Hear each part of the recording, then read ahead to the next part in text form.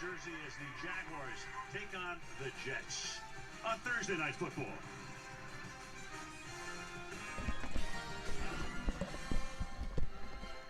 This has been Thursday Night Kickoff, presented by Audible.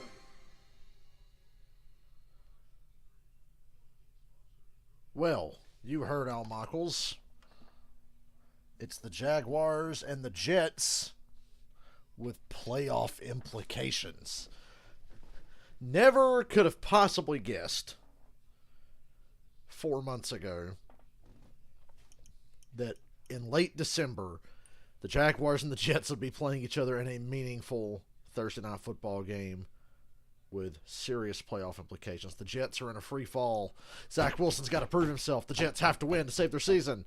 The Jaguars control their own fate. Just win your next three and you're AFC South champions and you're in the playoffs. It's as simple as that for the Jags. Jets have to win just to have a hope in hell. So, we'll see what happens here. Indeed, we will. If I had to pick a winner, I'd pick the Jags tonight. I like the Jags. Zach Wilson just ain't it. I'm sorry. He just ain't it. But that's okay.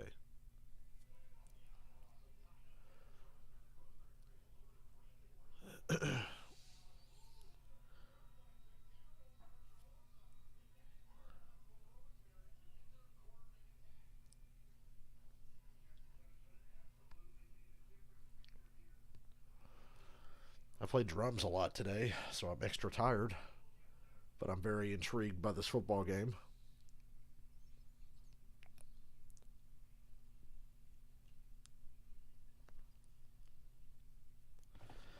Coming to you live from my brand new chair. Oh, it feels good. I have back support. Oh, this chair is a godsend. And the height on the chair can go up really high. It's kind of weird. But it feels good to just sit straight up in this motherfucker. I have so much support. Excuse me. It's time to watch the Jets and the Jags. Who'd have thought I'd be streaming a Jets-Jags game, man? This is just a... What crazy times we live in. Crazy, crazy times.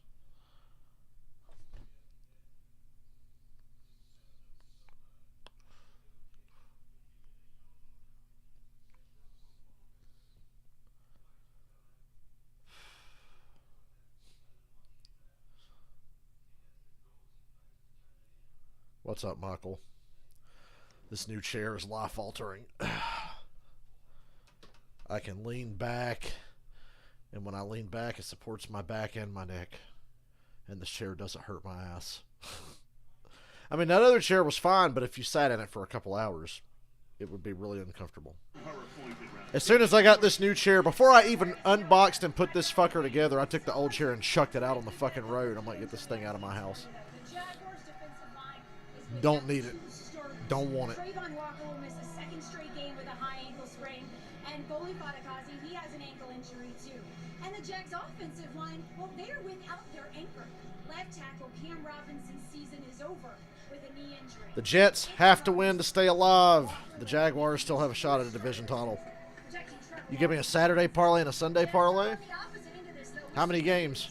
Just 6? Or what's the deal? By the way, Saturday I'm streaming Eagles, Cowboys, and Raiders, Steelers. Sunday I might stream the Dolphins and the Packers. I might stream that. I might stream Dolphins, Packers Sunday. AFC South Division title. As we said, they win all three. They are in. Need no help.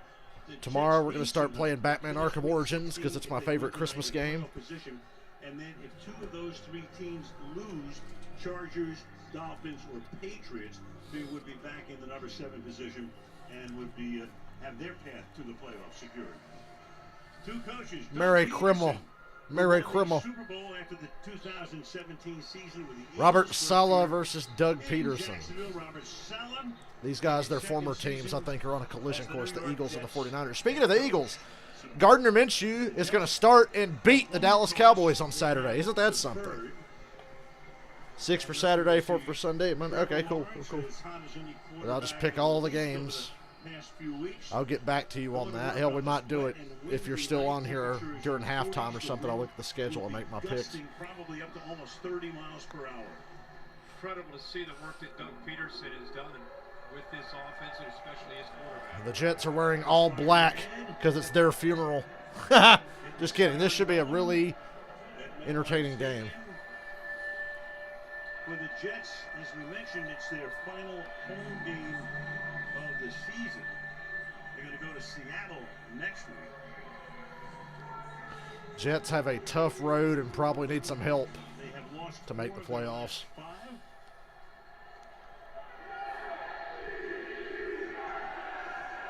How did Fireman Ed become a thing? There you go. God bless him, though, to be a Jets fan for this long. Jags get the ball first. It's not pouring rain. It's like a mist. Speaking of which, we got robbed of our white Christmas. We're not getting snow. We got some rain, and it's very, very cold. No snow, so my Christmas is ruined. Not really ruined, but, you know. In the last 6 games, and that passer rating is about 20 points higher than the league average. So the anointed one. Kirk was saying earlier today, ever since Trevor Lawrence, appreciate the hair game. We obviously have that in common. It's not up to me to decide who has nicer hair, though. Me or Trevor Lawrence. He's blonde. He's got the edge, probably. Travis Etienne, gain of 3. Jets defense is really good, and I just don't trust Zach Wilson to come through in a big moment. And this is the biggest moment of Zach Wilson's career. I trust Trevor Lawrence to come through. The last 6 weeks that you referred to, I think it's just been a quarterback that has answers. No matter Look at my little ESPN thing. It's actually updating on its own. Isn't that nice? That we'll talk about, and the confidence he has in Doug Peterson's scheme. He's just getting the ball out of his hands quickly. about 2.5 seconds. They run it up the middle, and it's stuffed. Carl Lawson and C.J. Mosley stuff it. 3rd down. To make it 3rd down and 6 on the opening drive for the Jaguars. On the road against a good defense. Good to establish a run. The Jags are trying anyway. Arizona and Tampa Bay. Not streaming that either.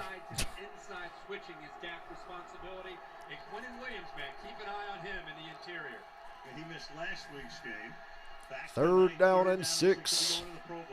Jacksonville Jaguars should be given a Medal of Honor for doing America a favor and beating the Cowboys Sunday. Ooh, sack! Fumble! Jets ball. This is essentially a playoff game, so crazy. No, that's Jets ball. There was a clear recovery by the Jets. And that's Quentin Williams. And what a difference he makes being back in the lineup. Creates the fumble and the turnover. Yeah, and right here, Al, Tyler Shatley, the left guard, gets a bad responsibility. 1-on-1 on 3rd down against Quentin Williams. There isn't a guard in the league that's going to win that battle, and it is good to see him back in the middle of this Jets defense. Healthy offseason. Jets have played really good defense most of the year. Their offense is the thing that sunk them. And it didn't matter if it was Joe Flacco or Zach Wilson or Mike White. The offense was just inconsistent. I think it's at its worst with Zach Wilson, though. But come on, short field. Love the green face masks on the Jets helmets. It's pretty sick. Zonovan Knight, rookie out of North Carolina State. Oh, I wish the Jets had Breece Hall. Wilson in the backfield. Quarterback draw with Zach Wilson.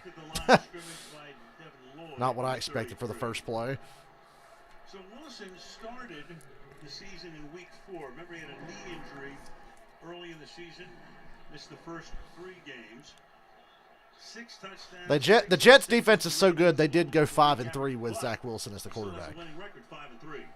Yeah, I think he's still searching for confidence and rhythm in this offense. Consistency. Zach Wilson is a freak athlete.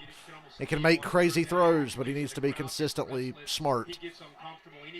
His decision-making and confidence is obviously shot. Knight to the outside, forced out of bounds around the 12-yard line by Martin Key. Merry Christmas, Karen. Definitely see you in February. It's not that far away. Matter of fact, earlier today I was watching Brock Beard posted a new video about the storylines and events leading up to the 2001 Speed Weeks. He starts in like the end of 99 and he's going up to like February of 01, and it's really interesting. But I got interested in playing drums earlier, so I got to go back and finish that documentary he posted. 3rd and 5 at the 11. Oh, Zach Wilson leveled. Can't believe he didn't fumble. I thought we were going to have a strip sack going the other way. Now this is what we're talking about. It's recognition. It's recognizing this blitz, the late movement right here. Watch the eyes and the head of the quarterback and see if he feels this or sees that. Absolutely not. Just there's not an awareness there. And the Jacksonville Jaguars are recognizing late movement affects him. He's very lucky he held on to that football. Here's their line. Oh, field goal attempt after the fumble. It's crazy tonight. And it's good. Ooh, boy. I was about to say wide right, but no, it's good. 3-0 Jets. Oh, this new chair feels so good. I was thinking at work, I can't wait to go home and sit in my new chair.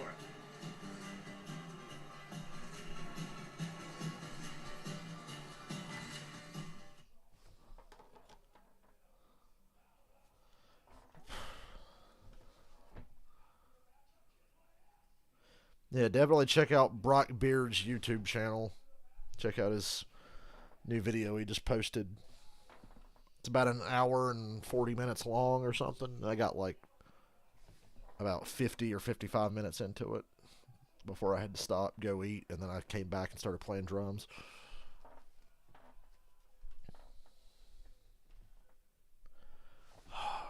I'm going to keep... Remember, as much as I bitched about the old chairs, how much I'm going to talk about how much I love this new chair I'm sitting in.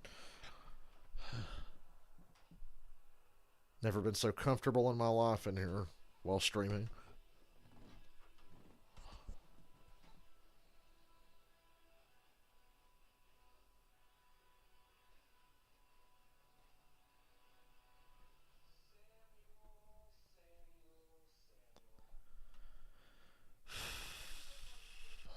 One more day of work and I get my 3 days off.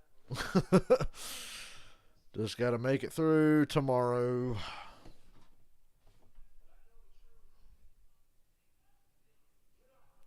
I got my tickets to see Metallica in Dallas next August.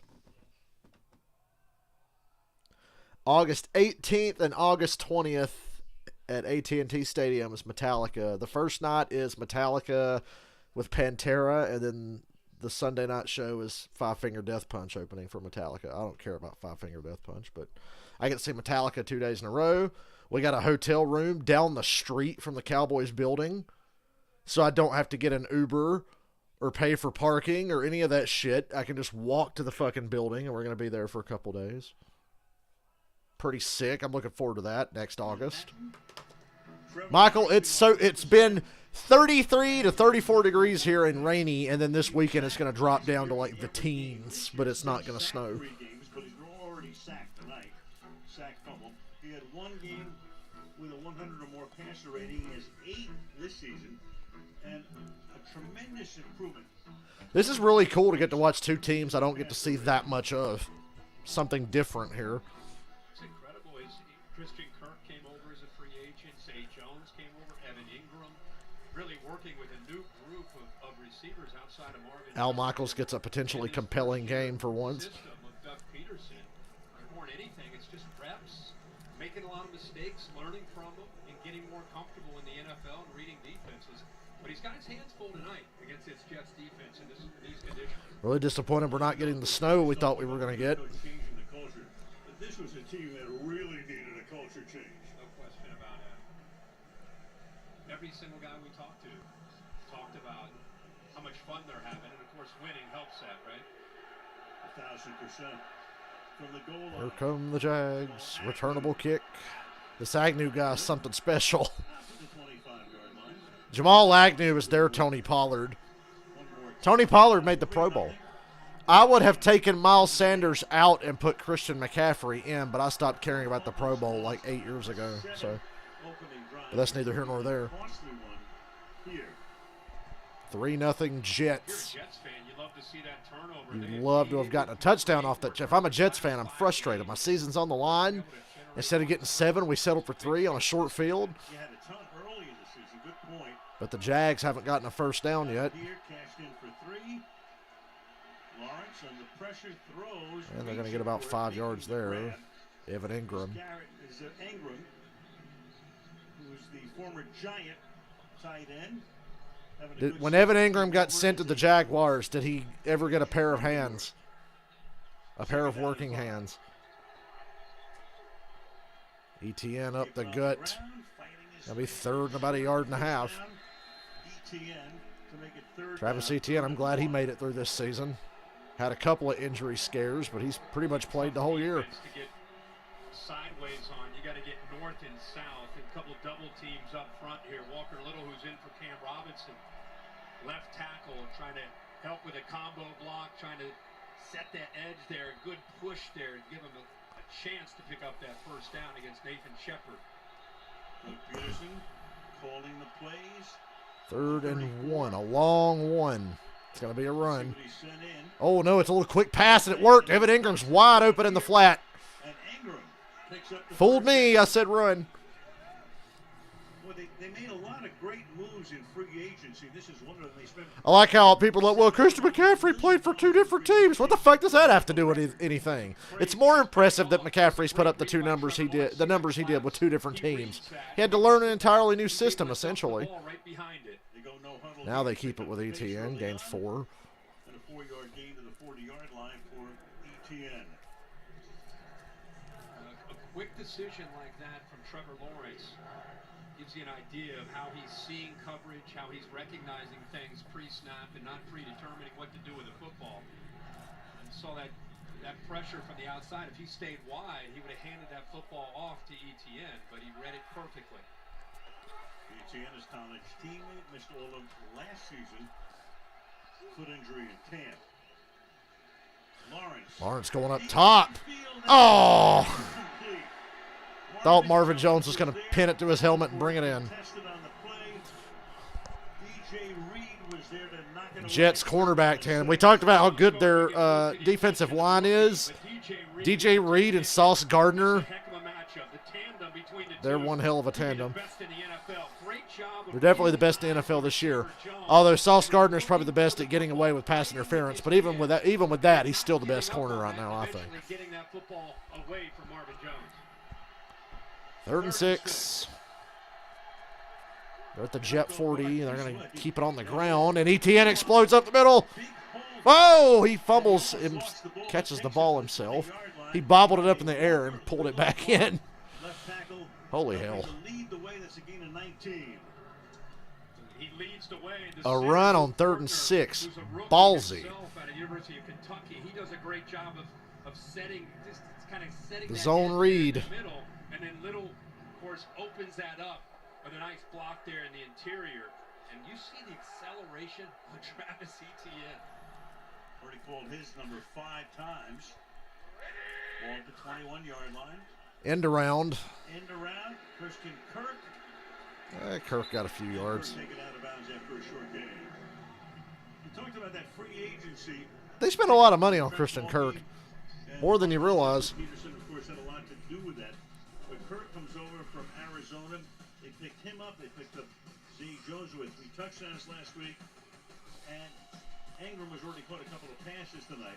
2nd-round pick of the Cardinals back in 17. 2nd down and 6.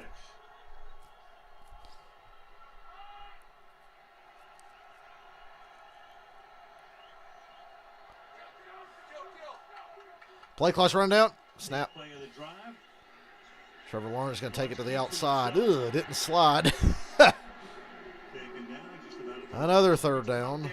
C.J. Mosley, who will be going to the Pro Bowl for a 5th time in his career. He's long mesh point here, trying to read 91. Yeah, players back out of the Pro Bowl, but to get back. That's the main reason that people stopped caring about the Pro Bowl to begin with.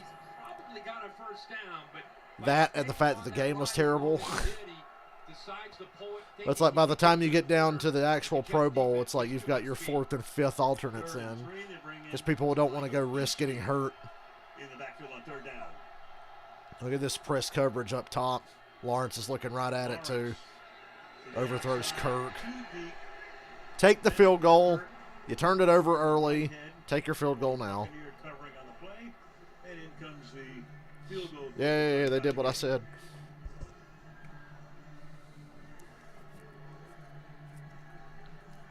One of last week's heroes, Riley Patterson, sent the game into overtime with a kick at the gun, 48 yards, to set them up for the win against Dallas. 32-yard attempt. Hey, Michael, you know who else is good? That corner that committed pass interference in the Washington game for the Giants Sunday night. Oh, yeah, he was real good. Lockdown coverage. Those are really pretty Christmas lights.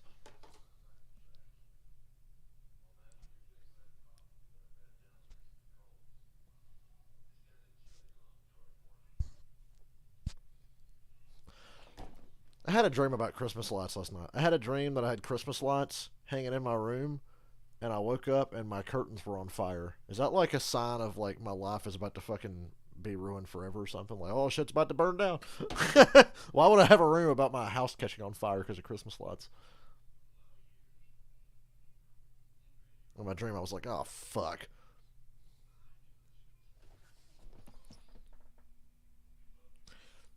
Peter, so many quarterbacks will probably back out. Russell Wilson will legitimately have a shot. He'll be picked. He'll be, oh, yeah, Russell Wilson. I said, yeah, I can't wait to watch Mac Jones, Derek Carr, and Russell Wilson represent the AFC.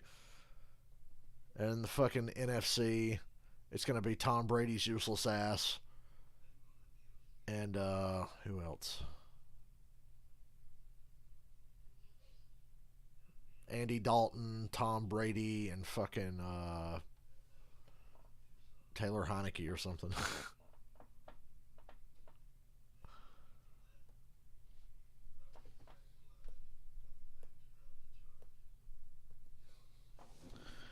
Oh, I don't look for excuses to get up out of my chair now. It's great. This chair would be good for iRacing. It's kind of like a race car. It's like a car seat. Got the fucking head and neck support. And I put it together all by myself. Man, you talk about fucking weird. They just showed the commercial for Raiders Steelers. Franco Harris died yesterday? Or was it today?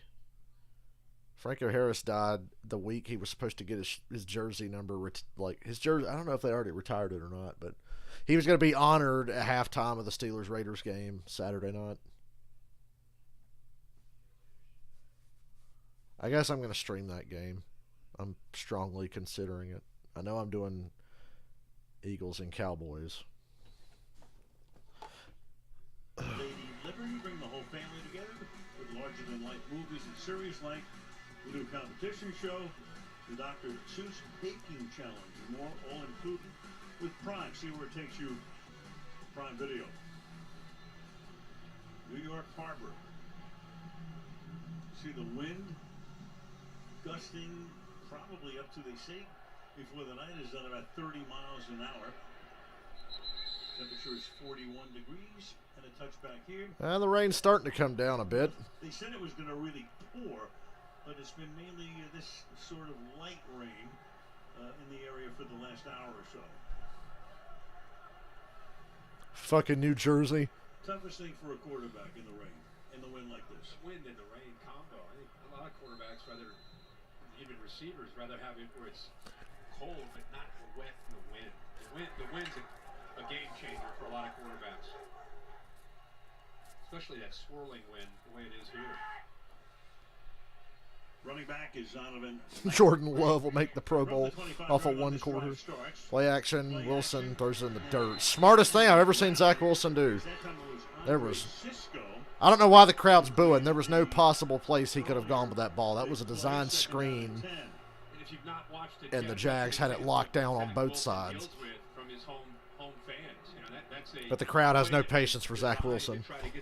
I'll actually give Zach Wilson a break there. What was he supposed to do? The defense felt it, recognized it. All he could do is eat it, just throw it away, throw it into the ground. See the defense get out there, they're there, and so all he can do is throw that football away. But you can see how impatient this crowd is with his performance. They run it. Well, Mike White had Storm hitting me here yet? Well, it's rained a lot, and we're not getting any snow like we were originally going to. There he is. He's tried desperately to get. So I'm not happy. Doctors. That's a guy that really wants to play, right? But he was trying to find. You talk about doctor shopping. He went to everybody but Zhivago and Julius Erving. Dr. Zhivago. Al Michaels just made a Dr. Zhivago reference. And there's Flacco. Joe Flacco has a big fucking head. I just noticed that, looking at that helmet. And he's back over there walking around like a green Darth Vader like he was Sunday. Knee injury. 3rd down and 7. 3rd and 7. Wide open over here. Down and a lot more here. Tyler Conklin. He is run out of bounds in Jacksonville territory. Crowd's like, yay, we can get a first down with Zach Wilson. Moore actually sets up a pick right here on the linebacker. In the middle, Chad Muma, who's trying to stay with a tight end. Bang! He runs into his own man and kind of sets up like I said, a screen or a pick on the middle linebacker in man coverage. Well-designed play by Mike LaFleur and really good execution, good read that time by Zach Wilson. 27-yard gain. Under 6 to play in the quarter. Through the middle. Gain of about 3 goes. Oh, I'm tired. Carter. This defense has the top tackler in the NFL, Lucan, and watch how quickly Foye Oluokun, who played for the Falcons and was really good, so of course we didn't keep him. And now how quickly he gets downhill. There he just avoids the block of Dwayne Brown. So him getting downhill and being able to make plays with his vision and instincts, as you see, the 6th year out of Yale. We had a great talk with him this week. Led the league in tackles last year, and again, meanwhile you've got Chris Streveler comes into the game. Oh my God, is that Tim Tebow? Oh, flag. But there's a flag. Streveler came in to take a snap. Of the game will be announced by Brad Allen. Tim Tebow and Taysom Hill had a baby. So how about that? They bring Streveler. The Falcons were using Felipe Franks on Sunday.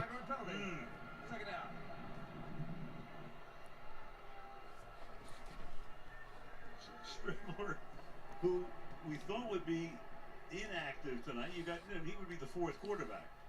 And he came in just to run the football. They cleared everything out of the backfield, and that's the risk you take when you get off rhythm. You bring in a quarterback who hasn't played much at all this year, and the center, the only one not to snap the ball. Everybody else moves. Affected the rhythm there. 2nd and 12 now. So 2nd down and 12 now. Quick throw, ooh, off target. He had Garrett Wilson wide open. Would have made it about a 3rd and 4. Who won the Super Bowl with the Rams last year. And the crowd boos. Every little thing if Zach Wilson breathes the wrong way, this place is going to erupt. Garrett Wilson, which we've seen a lot this year in Zach Wilson. You know, he's throwing the ball to the inside, and Garrett Wilson's running that route. Thought it was for sure an interception. Defenders, a really good look at it right there. And Williams frustrated him. If he would have recognized that, he could have been able to pick that off and take He underestimated Zach Wilson's awfulness, therefore costing him the interception. And it would have been an easy one, 3rd and 12. Wilson flushed out. You got to throw it away. Finally, just has to fling that one away. Flag. All the way down to the 25-yard line. Oh, boy. And that's going to go against the Jets. Penalty decline, 4th down. So that was a 3rd and 12. And the next thing you'll see from New York is a punt. Pass interference. Offensive pass interference. Elijah Moore. Xerxes from 300 is not – sorry, that's Robert Saleh. Forgive me. Thought it was Xerxes from 300. That's a flop. It was a push, but give the defender credit. He flopped. Got the flag. To send it skyward down toward Jamal Agnew.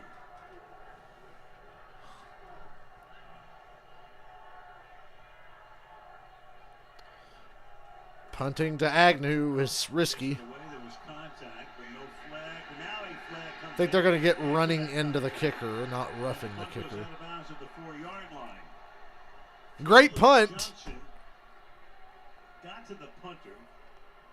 The ref's already indicating 5 yards. Yeah, it's running into the kicker. So it was 4th and 12.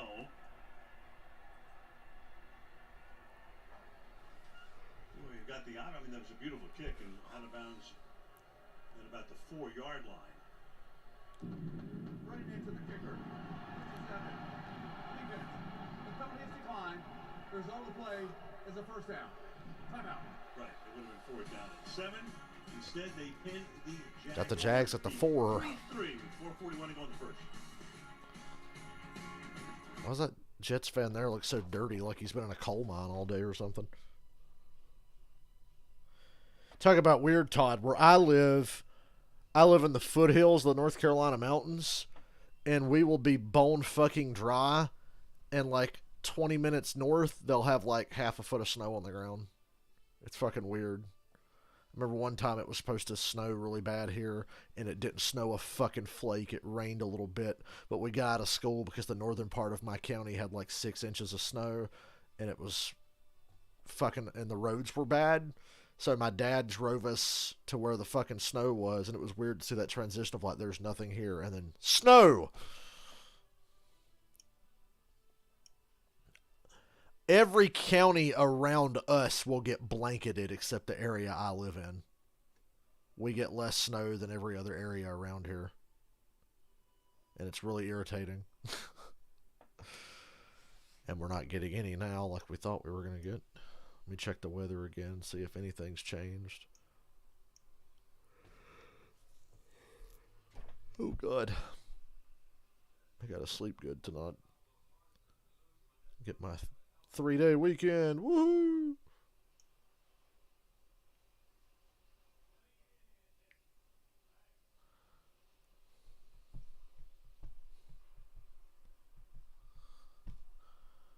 Let's see. Weather.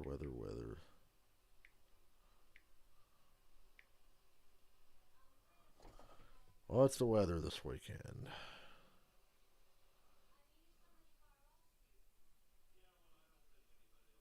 $27 degrees with a low of 8 tomorrow. Saturday, 30 degrees, low of 15. Sunday, 32 degrees, low of 17. Monday, 38, low of 23. So it's going to be really cold.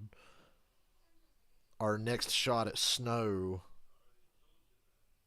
doesn't look like it'll be anytime soon. Oh, well. This rain would have got here like tomorrow or the next day, we'd get some fucking snow. Comes in and they're dead last, and it turns it around very quickly and very effectively. You see the 3 players there. Quinn Williams, one of the best in the league. Up front, in the interior, C.J. Mosley. Backed up against the Jets defense. Be careful here. I mean, they have really improved in their understanding and overall skill. All going to the Missed tackle on ETN. He manages to get about 7 or 8. ETN, workhorse in this quarter, 6 carries for 39 yards. The guy got picked along with Trevor. ETN hurt his arm. Favoring his shoulder, and he'll need a break. He is, I don't know if people realize how electrifying he can be. And, as much as we're going to talk about Trevor Lawrence, hope he's okay. ETN is healthy. Wow, that'll keep defensive coordinators up late. Michael Hasty. First down, running the ball. And more. They're working on ETN's arm or shoulder or something. He had the foot last year, and that's what camped him out. Ow. This year comes down all his weight with Michael Clemens bringing him down. See, on that right shoulder. Yeah, don't put your body weight on the quarterback, but you can fuck up the running back. Hopefully he's going to be okay and be able to get back out there. Ball now at the 17, 3.5. Stick with the run. In the opening quarter. They're going to throw it. Screen, batted up. Incomplete. God. The offensive lineman realized, wait, we can't catch this, even though it was tipped. I think you are allowed to catch it when it's tipped. Interior player reads this. This isn't a linebacker. Remember when I said stick with the run? Quentin Williams is a freak. Lineman with his eyes in the backfield right away sees screen. And that's exceptional. That's just that is a big athletic football player that understands the game as opposed to just rushing the quarterback. That's a great feel there. Those linemen are lucky they didn't keep that alive long enough for that to be picked. First round pick back in 2019, number 3 overall. Second and 10. Ooh. Oh, the Jets defender fell down in the open field. That let him get the first down. Al, CJ Mosley told me that the key to this Jets defensive transformation has been buy-in to what's being asked of them by this coaching staff. And under defensive coordinator Jeff Ulbrich, that means giving your maximum effort 100% of the time. Mosley said players have so much respect for Ulbrich's decades spent playing in the league, and he's helped them understand how the game can pay you back tenfold when you do things. When's NASCAR going to race in the snow? The numbers on the transformation of the defense. ETN's back in the game. Oh, takes a hard hit. Comes back from injury, immediately gets fucking wrecked again. From the Buccaneers. Well, Ulbrich demands that this defense fly to the football. You know, I talked about how hard it is to get wide on them because of their pursuit and effort. Peter, I really don't know why. Downhill to safeties and backers, and then they're able to get sideline to sideline. That time, Jordan Whitehead, of course, is able to make that big collision. But you can call J.G. Wentworth, 877 cash now.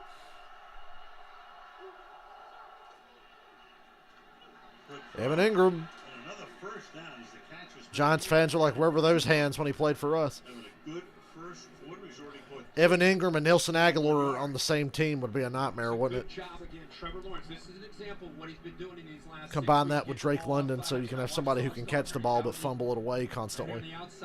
Eyes on a quarterback, tries to be able to get in there, but there's just enough of an opening. And when you get the ball out quickly and accurately, good things happen to young quarterbacks. And again, that's where Lawrence has been in these last 6 weeks.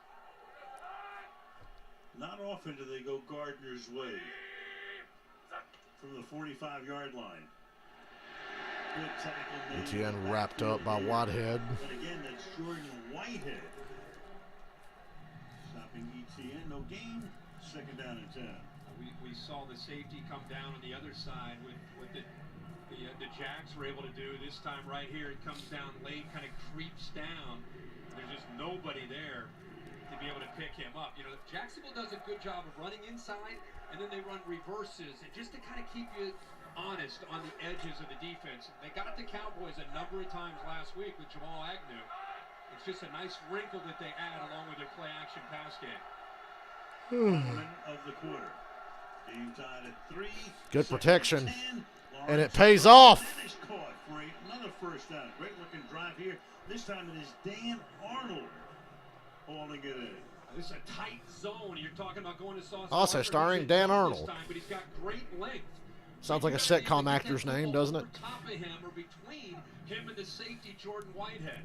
Really good feel in the timing there of getting the ball out flat and on a line to the big tight end, who's a nice target. So there's Sauce. He's got the receiver up front, which he bites on, and allows Trevor Lawrence to go over top. Got to run one more play before the end of the quarter. Fake it end around. It's a bootleg to the left. Lawrence going to keep it. Go between 2 defenders and get a first down. 24-yard line. So a great-looking drive here as we come to the end of the They're at the Jets 24, and I'm really thirsty. So I'll be right back. Jets 3, the Empire State Building on Thursday night, back from East Rutherford, New Jersey, after the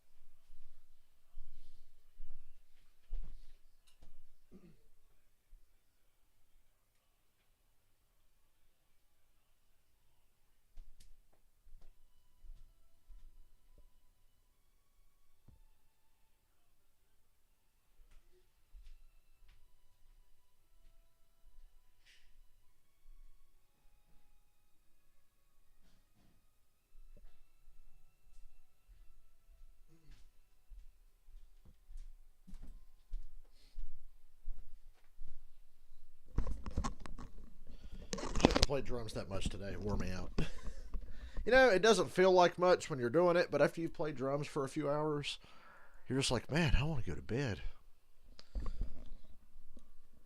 What's up, Alex? Watching the most unexpected surprise of the season, a meaningful Jets-Jaguars game in late December with playoff implications. Tennessee Titans fans are tuned into this one going, come on, Jets!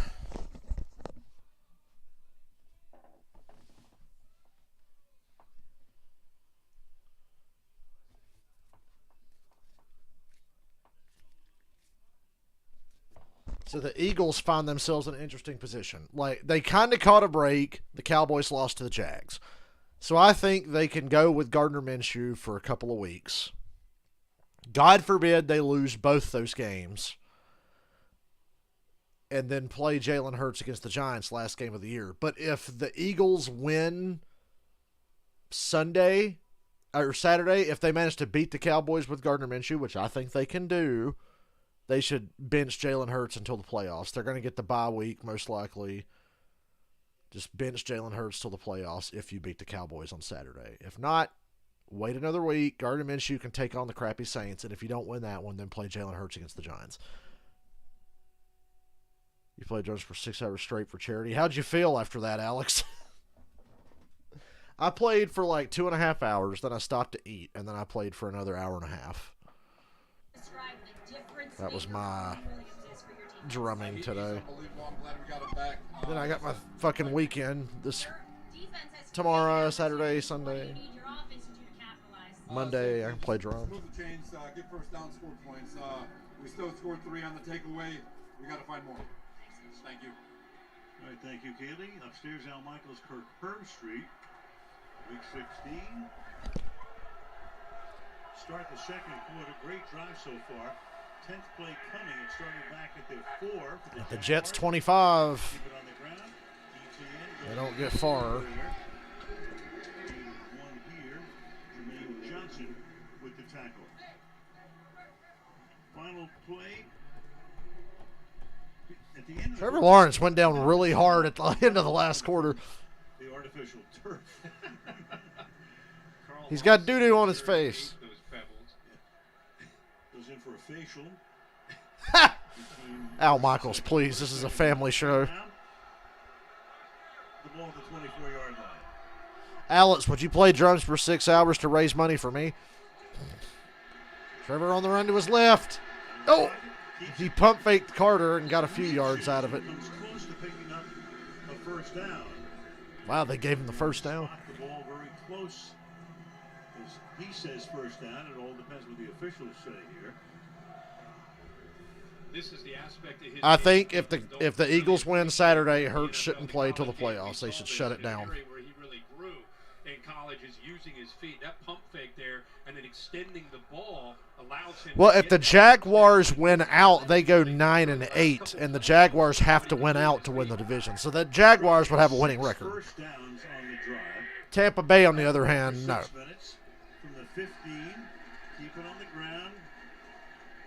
Tampa Bay is definitely not going to have a winning record. ETN has carried 10 times already.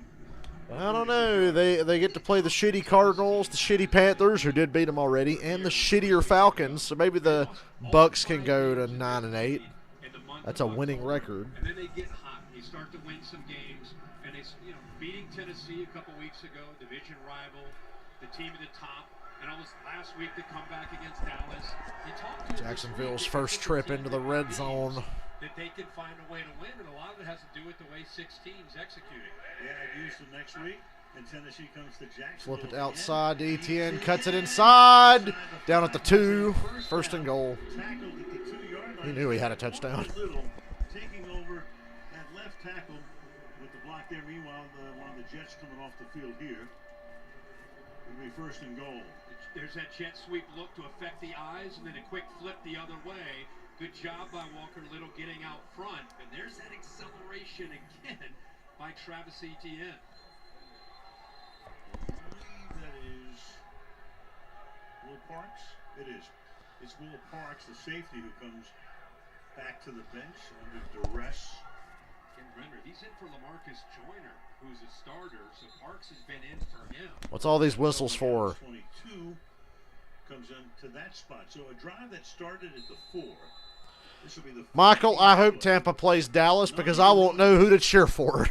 And if I have to watch Tom Brady get lucky and win a playoff game he doesn't deserve, to see him do it against the Cowboys would almost be worth it.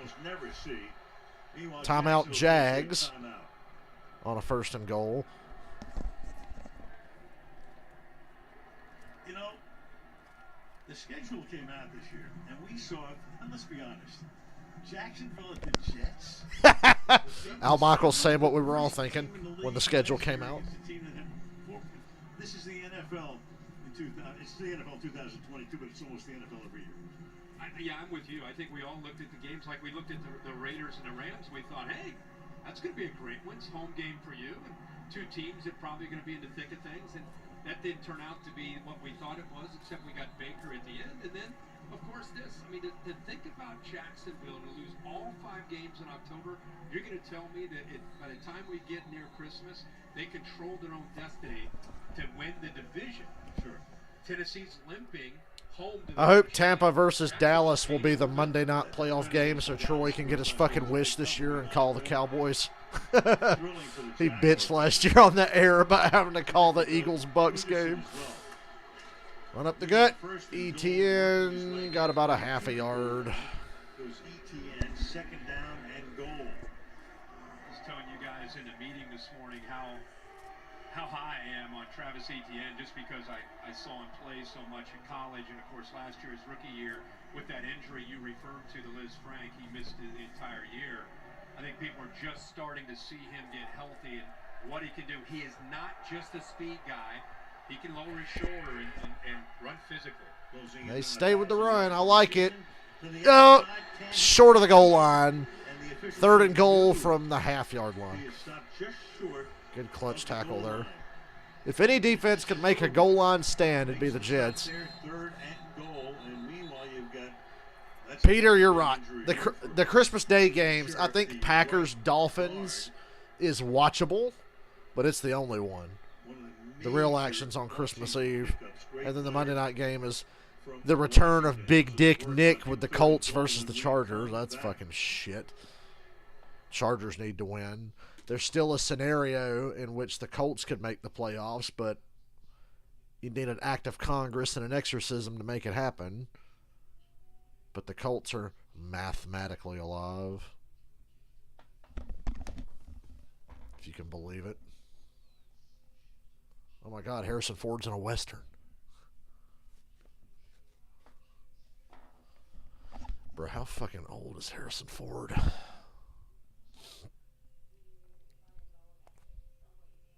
Star Wars hating motherfucker. I think tomorrow I'm going to start streaming Batman Arkham Origins because I'm streaming 2 football games on Christmas Eve and maybe 1 game on Sunday. So we'll get a head start on the Batman Christmas thing tomorrow for the people who are interested in that. I'm going to be playing video games. Batman Arkham Origins. It's a great Christmas game, so. And if I want to see fucking snow, I better play Arkham Origins. The only goddamn snow I'm going to see this week.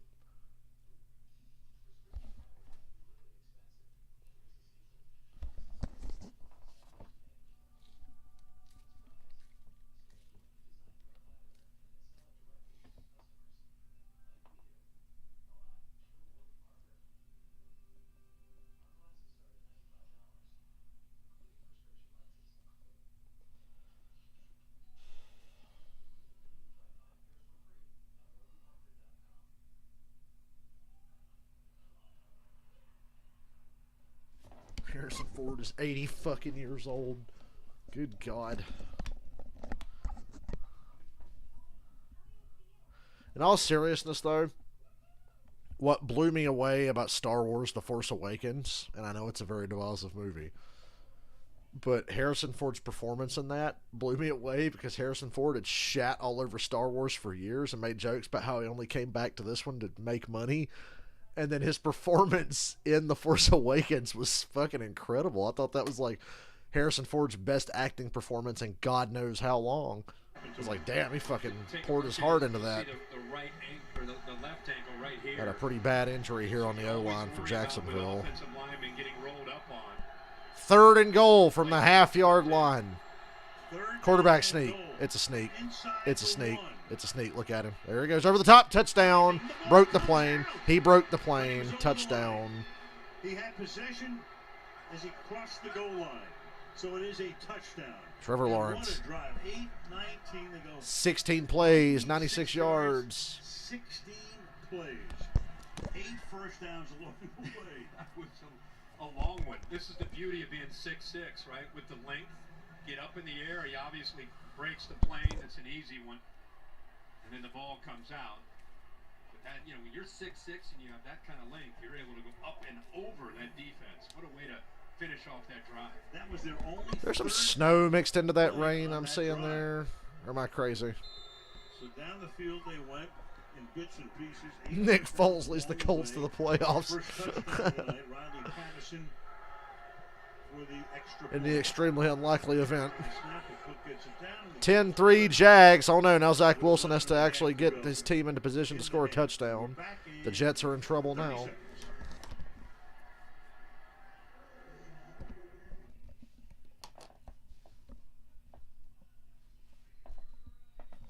By the way, my new chair works great for drumming because it's got this really good back support, and I can lower the arms of the chair all the way down.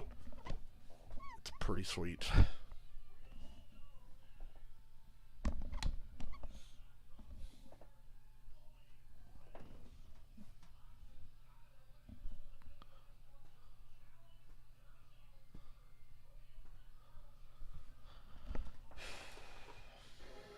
They go 96 yards. The smiling Trevor Lawrence has given his team a 7-point advantage. It's things like this, for me, when I watched Trevor Lawrence, that how much more in command he is. The smiles, the pats on the back. He just looks like he's in charge. He's become the face of this franchise this year, and I think you can see the look, how comfortable he is in that role with Doug Peterson. The first time since 2018 that the Jags had a drive of longer than 95 yards.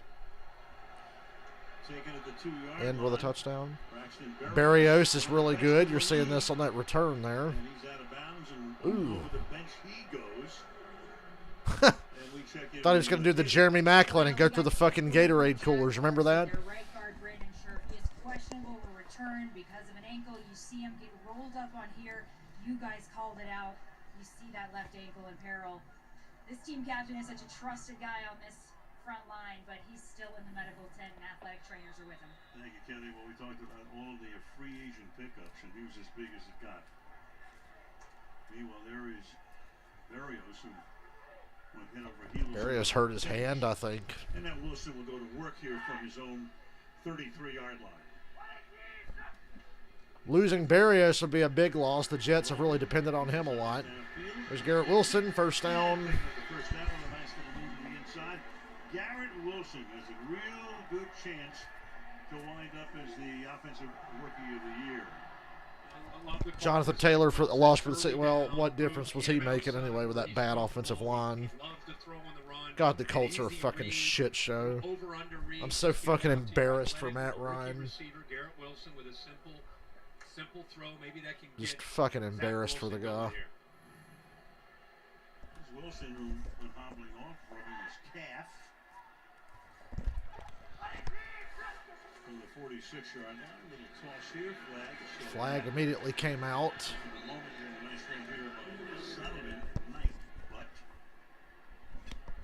False start, illegal shift.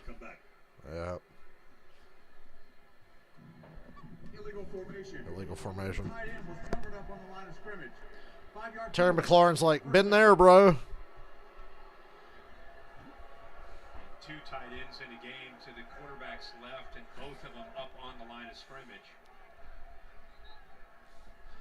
The Jets just aren't dynamic enough with Zach Wilson at quarterback to keep up with the Jaguars. I don't like where this game could be headed. Could be very frustrating to watch. Johnson's old Jets mark. Michael, did you watch the Guardians Christmas special? Wow, play fake. Wilson's got all fucking day. Checks it down, but it leads to a first down.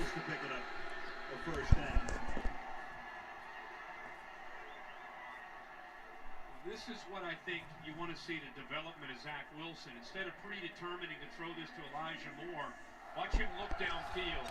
He's looking right here to Elijah Moore. He recognizes good tight coverage, so instead of forcing it, just check it down. This is what Mike LaFleur and Robert Saleh want to see. Don't force it, especially in a game like this. Check it down and let your skill guys make plays. Wilson is back in the game. So they needed 15, got 15. First down from the 40. Toss.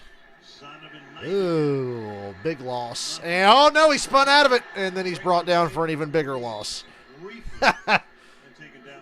Hey, Jenkins, who was the hero of the game against Dallas. Thank God for that, man. You guys got to see me stream last week, and you heard my reaction to the Jaguars touchdown and the Raiders touchdown to end their game. Oh, the magic of having NFL Red Zone on a TV next to you. He and Andre Cisco in the back end of this defense. Statistically, this defense isn't off the charts, but they're athletic, and I think they're gaining confidence as we get near the backed way up now. Offsides, free play. It might be a false start. My instinct said offsides, but I'm thinking false start now. Yeah, they get a false start. How are the Chargers only a 4-point favorite at Indy? They should easily be a 6 or a 7. I'd say give you the Chargers by 7. So many injuries this year up front for Robert Saleh, this offense. You know, you look at a lot of teams that have had problems this year. It does start normally with that offensive line. Jets able to weather at least to this point with a 7-7. Second and 21. And Wilson's under immediate pressure, but avoids it. Sets his feet, throws deep down the field. Oh. Thought it was going to be intercepted. Davis saved the day. Corey Davis had to play corner on that play. Just bragged Man. about how he's coming off of a deep throw, right? And It was not a getting greedy and It was a forcing the really ball. weakly And a thrown couple plays ball later, over the middle. he ends up Should have been forcing intercepted. It was a throwing the 50-50 ball, but it that should have been intercepted picked. there by Williams. Good effort there by Corey Davis to knock it away. Yeah, Williams almost had his second pick of the night. Missed on the first one. See the rain coming down right now. They expected a lot more. Mike gets them before the night is done. Michael Carter now in the backfield. And snow would make this so much more fun, wouldn't it? Screen, gets a block, gets to the outside, got about 11 yards, but it's fourth down. That's just frustrating to watch. Back out of the tent and walking a lot better as he heads back toward the sideline. You hear the fans booing. They're frustrated, but this offense gets behind. Penalties killed that drive. I don't blame Zach Wilson there. There were some penalties. Poor execution. They got to win with defense. I'll be here, Michael. Where are you going to get food? Make me jealous. It's kind of kryptonite. Man, I really don't want to work tomorrow. I want to skip to my weekend. Great man, sending it down to Agnew, who has 7 career kick returns. Colts are favored by 33 at the half, expected to lose by 3. Ooh, Agnew almost fumbled that. Himself at the 12-yard line. Well, the Jags have to go the distance again. About 89 yards. In the first half. Y'all want to eat in that restaurant? Look how nice that fucking place looks. Thirsty again. I'll be right back.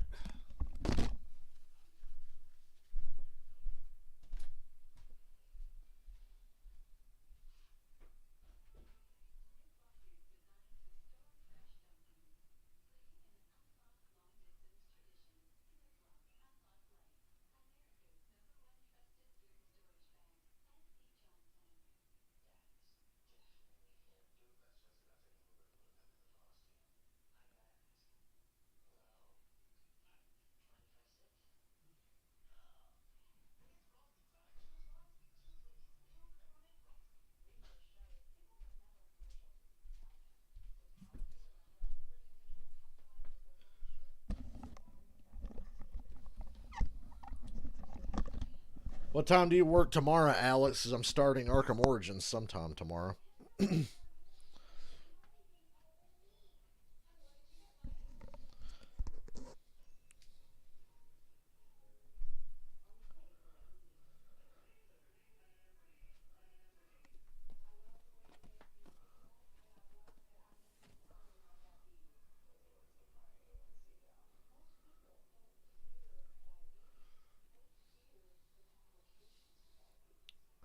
Happy birthday, Jesus. Today at work, I didn't get as much done as usual, but I got stuck on one thing. And then my manager was like, man, Dale, I'm hungry. What do you want for lunch? And I was like, let's get cookout. So we got cookout. So for most of my last hour at work, I sat in the break room and ate my food. We're honestly doing really good right now on stocking shit. I've got us way ahead. And we had some extra help come in to really help us get ahead in time for Christmas. So I actually look in that stock room now and go, yeah, I'm good. I don't have to fucking push. Not that I needed to care that much to begin with, because fucking A. As long as I show up and they don't fire me and I keep getting money, I don't care what gets done. It's a fucking ATM. Trevor Lawrence. We're going to go all in. Put our chips in the middle of the table. Let's build around him with talented receivers like Chris. My job is an ATM. I can give less than a fuck how it's done, just as long as they think I'm doing good enough to keep giving me money every Friday. Man, it's paid off. Trevor Lawrence has delivered with those new pieces around him. Sheriff back in now. It really starts to come down. Expected heavy rain. And here it comes. Temperatures still in the low 40s. From the 12. ETN fell down, gets tackled for a loss.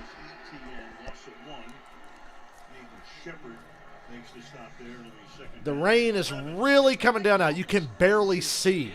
It's raining so hard. He fumbled the ball because it was wet. That's why he fell down. So advantage defense perhaps here. Get a turnover, Jets. Get another turnover. Probably going to need 3 or 4 to win this game. Wind picking up a little bit. Windy, and it's raining really hard now. Fakes it to ETN. Rolls to his right. Lawrence going to run it himself. Man, he's faster than he looks. And takes it out of bounds. So that's already. Forget about what a freak athlete Trevor Lawrence actually is. I don't watch a shit ton of college ball, but I did see a lot of Clemson. So. And he's not afraid. If you don't account for him and you cover down like they do, somebody better be there because of his speed.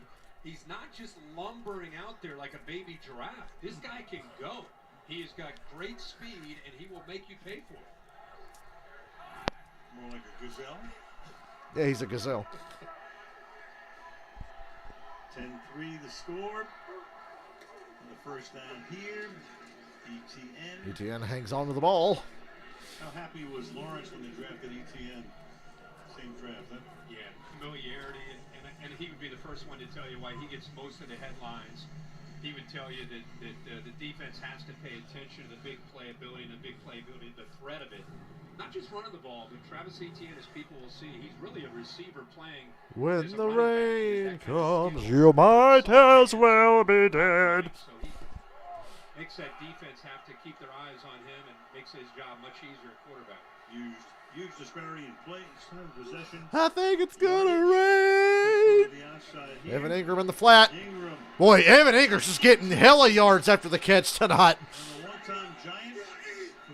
And he's got green shit all over his back. What the fuck is that? Now you'll love this. See the fucking stain Evan Ingram has on his back now? There's just a rhythm to this offense. Just get the ball in space. Look at Chris. So far tonight, Evan Ingram's the big playmaker. ETN's grinding it out, but Ingram's the playmaker. And the Jets are looking a little sloppy on defense now to match their sloppy offense. And Jags could be inching one step closer to a playoff spot. They got to win the next 3. Starts with this one. Ball to 34.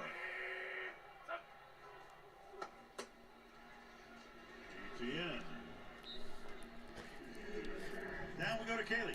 Al, when Evan Ingram was playing for the Giants, he told me he watched from afar and appreciated how Doug Peterson utilized different types of tight ends in his Eagles offense. So then when Ingram was on the free agent market this offseason, he saw a really big opportunity. Man, Swamp Thing would have been a good villain for Gotham Knights or something. Maybe Swamp Thing should have been in Gotham Knights somehow. There was another Batman Arkham game, which there never will be now because there's no Kevin Conroy. For sure, because he saw what Swamp Thing should have been in it. Zach Ertz, Dallas Goedert, Trey Burton as well. Play action, underneath, sniffed out. Wherever ETN goes, there seems to be about 3 or 4 Jets defenders on his back. One-time #1 pick at San Francisco, and Salah was there. Makes the stop. Yeah, playing for this in this defense, it's also intelligence. It's not just getting upfield. They love to get vertical, but it's eyes in the backfield. And we saw it earlier from Quentin Williams, and now you see it from Solomon Thomas, who has great intelligence and recognition there. Because if you get ETN out in space, that's a big game. Play that from the inside out, just like that. Screen on the 3rd and 10 to Kirk. Oh, 4th down. I don't know if you try a field goal from this distance in this weather, so they probably go for it, right? And they will send in Riley Patterson to attempt the field goal. Well, they're going to try the field goal. This one will be 45 yards. 45, okay, that's not that bad. And the wind swirling. Hook it to the right and hope it comes back left. That's exactly what he did, and it's beautifully done. This time, even drew it a little. 13-3, I like that. Bangs it through. You could see which way the wind was going. Under 3 minutes to play in the half, and it's 13-3. Hudson Yards across the Hudson River.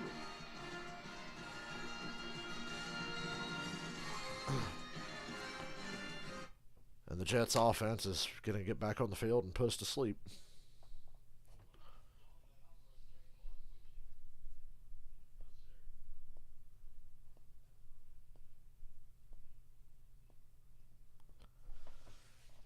Unfortunately.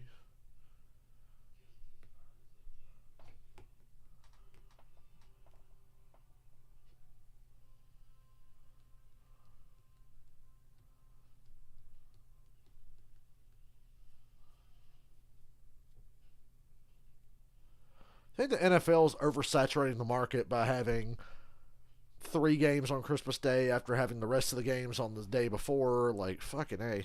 I have no free time. I'm watching football. Which I love. But hell, Sunday I'm not watching any of the Rams and the Broncos or whatever the fuck that game is. We'll be streaming and playing Batman during that. I'm not fucking watching that.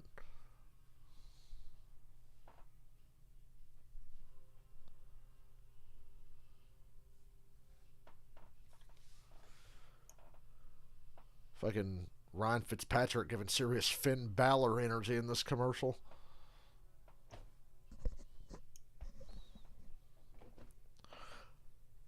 I watched a video yesterday, one of my favorite wrestling podcasts, OSW Review.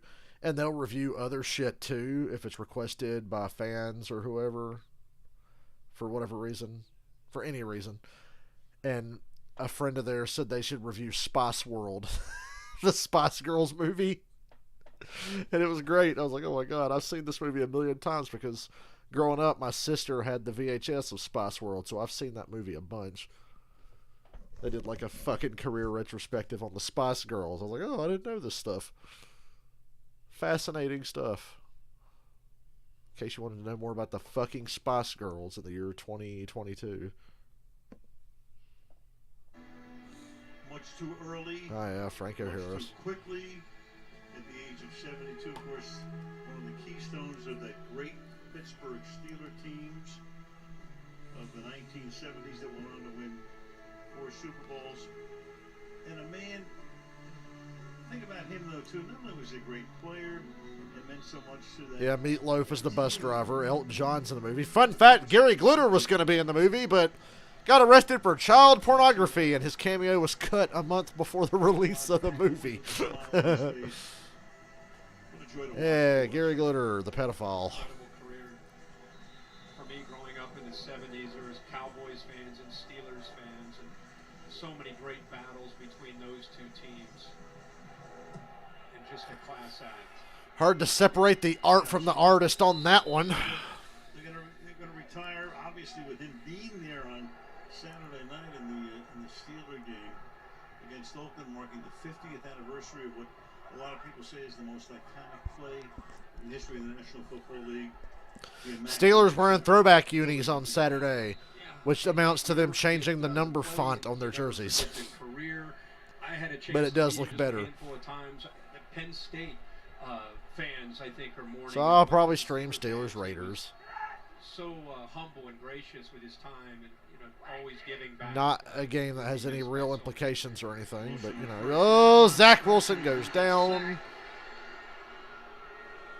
And the crowd grows impatient with the 10-point deficit and the offense going backwards every other play by penalty or sack or whatever. Look at this, kind of a bear front where they give you a lot of looks and a lot of big bodies in the interior. Creates a one-on-one matchup and throw in a little bit of a blitz and some stunt and a stunt up front and you get free. This is not a defense. It's active as far as getting after the quarterback, but as I said, I think as the year goes on, they're gaining more and more confidence with their ability to get to the quarterback. Oh, batted back in his face. 3rd and 18, 2:09 on the clock. Crowd boos again. Well, the crowd impatient. They've been impatient for years here. Bruh, Jets fans seem to have unlimited amounts of patience if they're still showing up to the fucking games. He can't get to him, but he gets his hands up. He's an imposing guy at 6'6", 290. Great job of recognizing the ball out fast, gets the hands up and knocks it down. That's another 3rd and forever for this Jets offense. 3rd and 18. Only the 17th play they've run. Jacksonville has run 36. Catches made. 2-minute warning, and the Jags are going to get the ball with 2 timeouts. Well, we talked about the frustration of the Jets fans. It's been 11 years since they saw any postseason action. So we reached Duval. First half here, 13-3, Jaguars.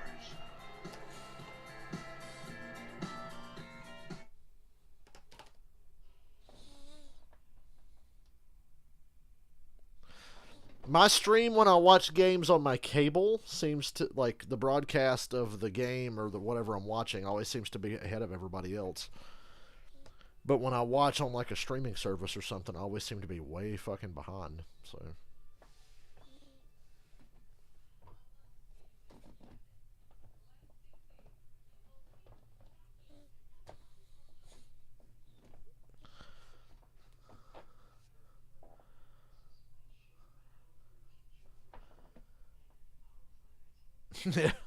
Somebody needs to adjust the tracking on their fucking VHS or something here with all this rain.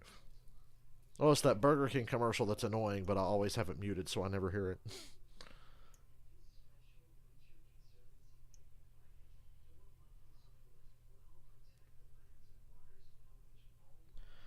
Oh, what I would give to not have to work tomorrow so I could go ahead and get started on my weekend. Working on Friday is not that bad. It's just the idea of the day beforehand. You're like, God, I just want to fucking skip tomorrow and just get to the weekend. But I always think, man, when I leave here today, I'm gone for 3 fucking days. Man, can next August get here or what? I want to go see Metallica. I got to wait till August? Fucking August? 9 months? I got to wait the length of a pregnancy to go to Dallas?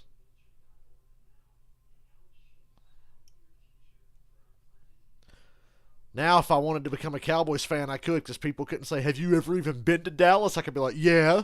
Do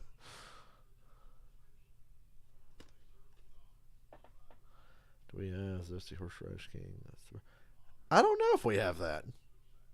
Zesty Horseradish. I haven't seen a commercial for that, I don't think. Then again, I ignore most of the commercials.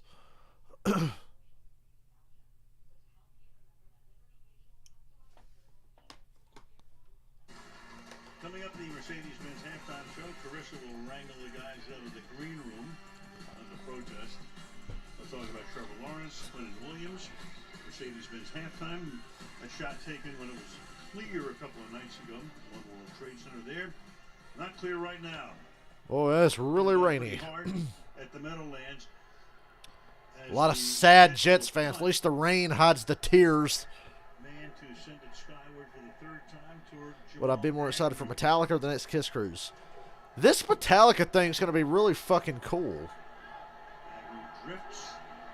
Makes the cash at the 29. 2 Metallica shows with completely different set lists. Now, I know on the cruise we get 2 Kiss shows with 2 completely different set lists, but I don't know. This is a big deal to me, though, going all the way to Texas to see Metallica 2 fucking nights. You've done a couple of games out of here, haven't you? Why do they show New York City with the games in another state? Because it's basically the same, even though it's not. As a guy who has been to both New Jersey and New York City, I can tell you they're vastly different and far apart. Every single week. So this drive begins back at the 33-yard line. I don't like that wimpy-ass play call, Jax. Come on. That little draw up the gut deal with ETN's not getting it done tonight. Booing Zach Wilson, but let's step back for a second. They want to win football games by their defense playing well and getting Trevor Lawrence off the field and then running the football and then putting him in favorable positions on play action. They have 5 running plays for 4 yards in his first half. Quick throw over the middle to Ingram. Can't avoid the tackles that time. Call timeout, Jets. It's 3rd and short. Don't call timeout. Don't want to do the Jags any favors. 18 plays over there. They went from their own 4-yard line, 96 yards, and punched it in, controlled the clock. I mean, and you're supposed to be a team that prides yourself on defense, so it's easy to point the finger at Zach Wilson. But I think right now, the defense, which is supposed to be a strength in the running game, they're non-existent. We need to stop here, otherwise Jacksonville will take it right to halftime. And they don't get the stop. ETN, get out of bounds, ETN. It takes it all the way to the wow. 35-yard line, and the clock stops with 43 seconds. Well, the motion here really causes this.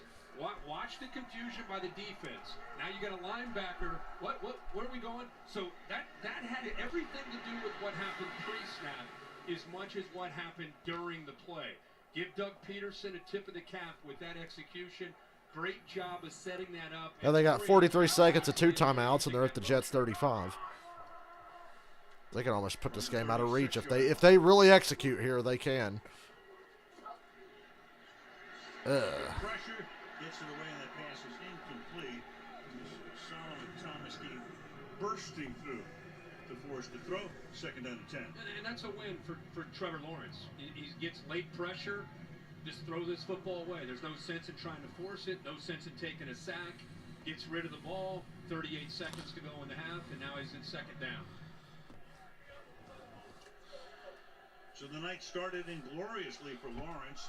Sack fumble, which led to a Jets field goal early on. Been all Jaguars since. Hasty is in the backfield. Shoots it to him a little bit behind him. 3rd and 10. Big chance for the Jets here to stop the bleeding. A lot of the throws tonight from Trevor Lawrence have been quick throws to the outside. The rhythm to what Doug Peterson's trying to do. They'll run up into the interior. They'll bounce it with some reverses, play action, but a lot of quick throws to the outside. I think that's the appreciation they have for the Jets' ability to rush the quarterback. They come in with sacks with 39 coming in to this game. Jeff Ulbrich looking on. 3rd down and 10. Swing pass to ETN. Get the block, get the block, get the block. 1st down, timeout. Oh, they're going to mark him short? Jacksonville calls a timeout. If it's 1st down, call timeout. 4th and inches. 30 seconds. This is an interesting call here. Shut up. I don't care what you want to be.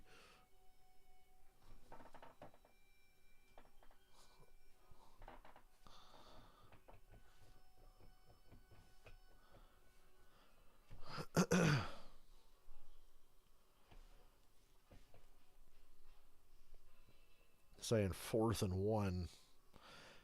Jags offense looks like they're staying on the field.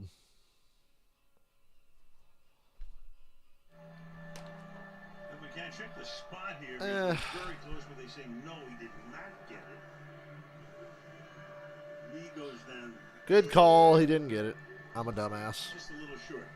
Tiny bit. So that's going to Never mind. They're going to kick the field goal. Field goal unit out from the 34. So a 44-yard attempt for Riley Patterson. And Wide left. No good. Jets catch a break. Are you surprised they didn't go for it there? I'm surprised they didn't go for it. They have the Jets right now on the ropes. They're not doing anything offensively. I'm really surprised there. And a chance to really now they wish they did. They called timeout quickly because they thought they got the first down. And if you get that first down, you're going to need to take a timeout. Then it was ruled 4th and inches. They tried the field goal. Wide left. He didn't push that one to the right enough to compensate for the win this time. Sack on the opening drive where Lawrence lost the football and then this missed field goal. Other than that, to be on the road in these conditions, it's been a flawless first half for Doug Peterson and the Jags. So 13-3. Jets have 3 timeouts, 25 seconds. They're at the 34. Yeah, tell me. I'm thinking the same thing you are. This could be really good or really bad. Wilson, underneath, catch Nate, short gain. Crowd wants Timeout, timeout, timeout, timeout. 15 seconds. I'm going to take a timeout. They're at the 40. They're just across the 40. The book on Zach Can't take those timeouts with you. Might as well use them. Be very inconsistent with the layups, and then he'll throw a ball that makes you go, "Oh my gosh, how did that happen?" So maybe they're thinking he's got one of those in him here to get in field goal range, kind of like last week. He did. Roll left. Oh, when Zach Wilson did that, what was it, 4th and 18 against the Lions? That was an unbelievable throw. The dude has it in him. I just don't know what it takes to unlock that ability consistently.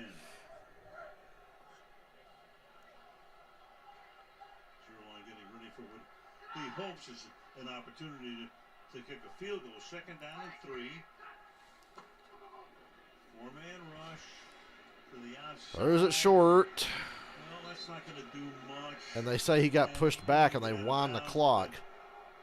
I disagree. I thought he got out of bounds. 9 seconds.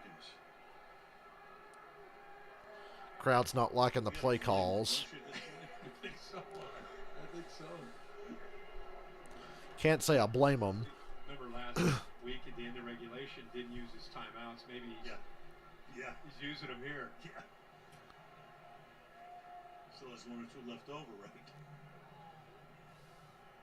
Yeah, they had some bad clock management at the end of the game last week. I thought he handled that pretty well, though, where he got in front of the team and said, "Guys, you guys make mistakes." You know, I'm sad Christmas is going to be over because I'm going to miss the Christmas section at my store. I like the Halloween section better. The Halloween section smelled good.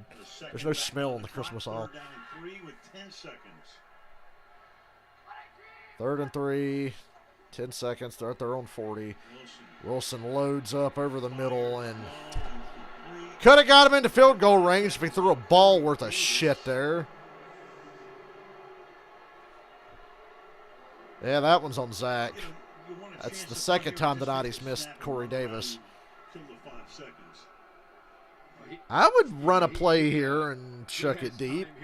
Maybe get lucky and get a PI, get into field goal range, or if Zach Wilson can throw far enough, get a fucking Hail Mary. They're at the 40, so. And they are going to run a play. 5 seconds on the clock. It's 4th and about 4. Just drop back, let it go into the air. Or just fling one deep. Jaguars call timeout, it looks like. Or did the Jets? I think the Jets called timeout. Timeout here. Clock was stopped. Let's take a look at that AFC playoff picture. Bills, AFC East champions. Kansas City, West champions. And Tennessee reeling now 7-7, and the Jaguars. Cincinnati's got a leg up on Baltimore. They still have to play each other. Don't know when Lamar Jackson's coming back. Tennessee's in free fall. The Chargers, you just never know. The Dolphins should be better than their record, if I'm being honest, but they're stumbling. Smoked by the 49ers, beat by the Chargers. Couldn't beat Buffalo in the snowstorm. Ah, false start, Garrett Wilson. Well, now you got Garrett Wilson. Fucking Christ. Offense number 17. 5-yard penalty. 4th down. The Jets on offense are just a comedy of errors right now. A ragged performance by the offense. They've run 66, or have run 20 plays for 66 yards. When you average less than 3.5 per play, you got problems. They've won 3 receivers. 4th and 9. They're at their own 35. Throw, Wilson's going to try to really load up here. all zeros, Intercepted. picked off. Stays in bounds. Uh-oh, now you're in trouble. Now they're lateraling. Hey, Jacoby Myers, this is when you lateral. And they're brought down. So now there's an interception on the stat sheet. Well. 3 points off of a fumble that set them up in the red zone. That's all they have. Man, Jets offense is bad. I had a feeling this would happen. It'd be very frustrating to watch.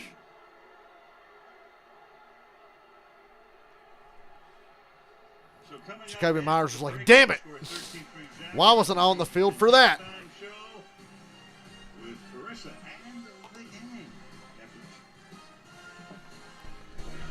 Be right back.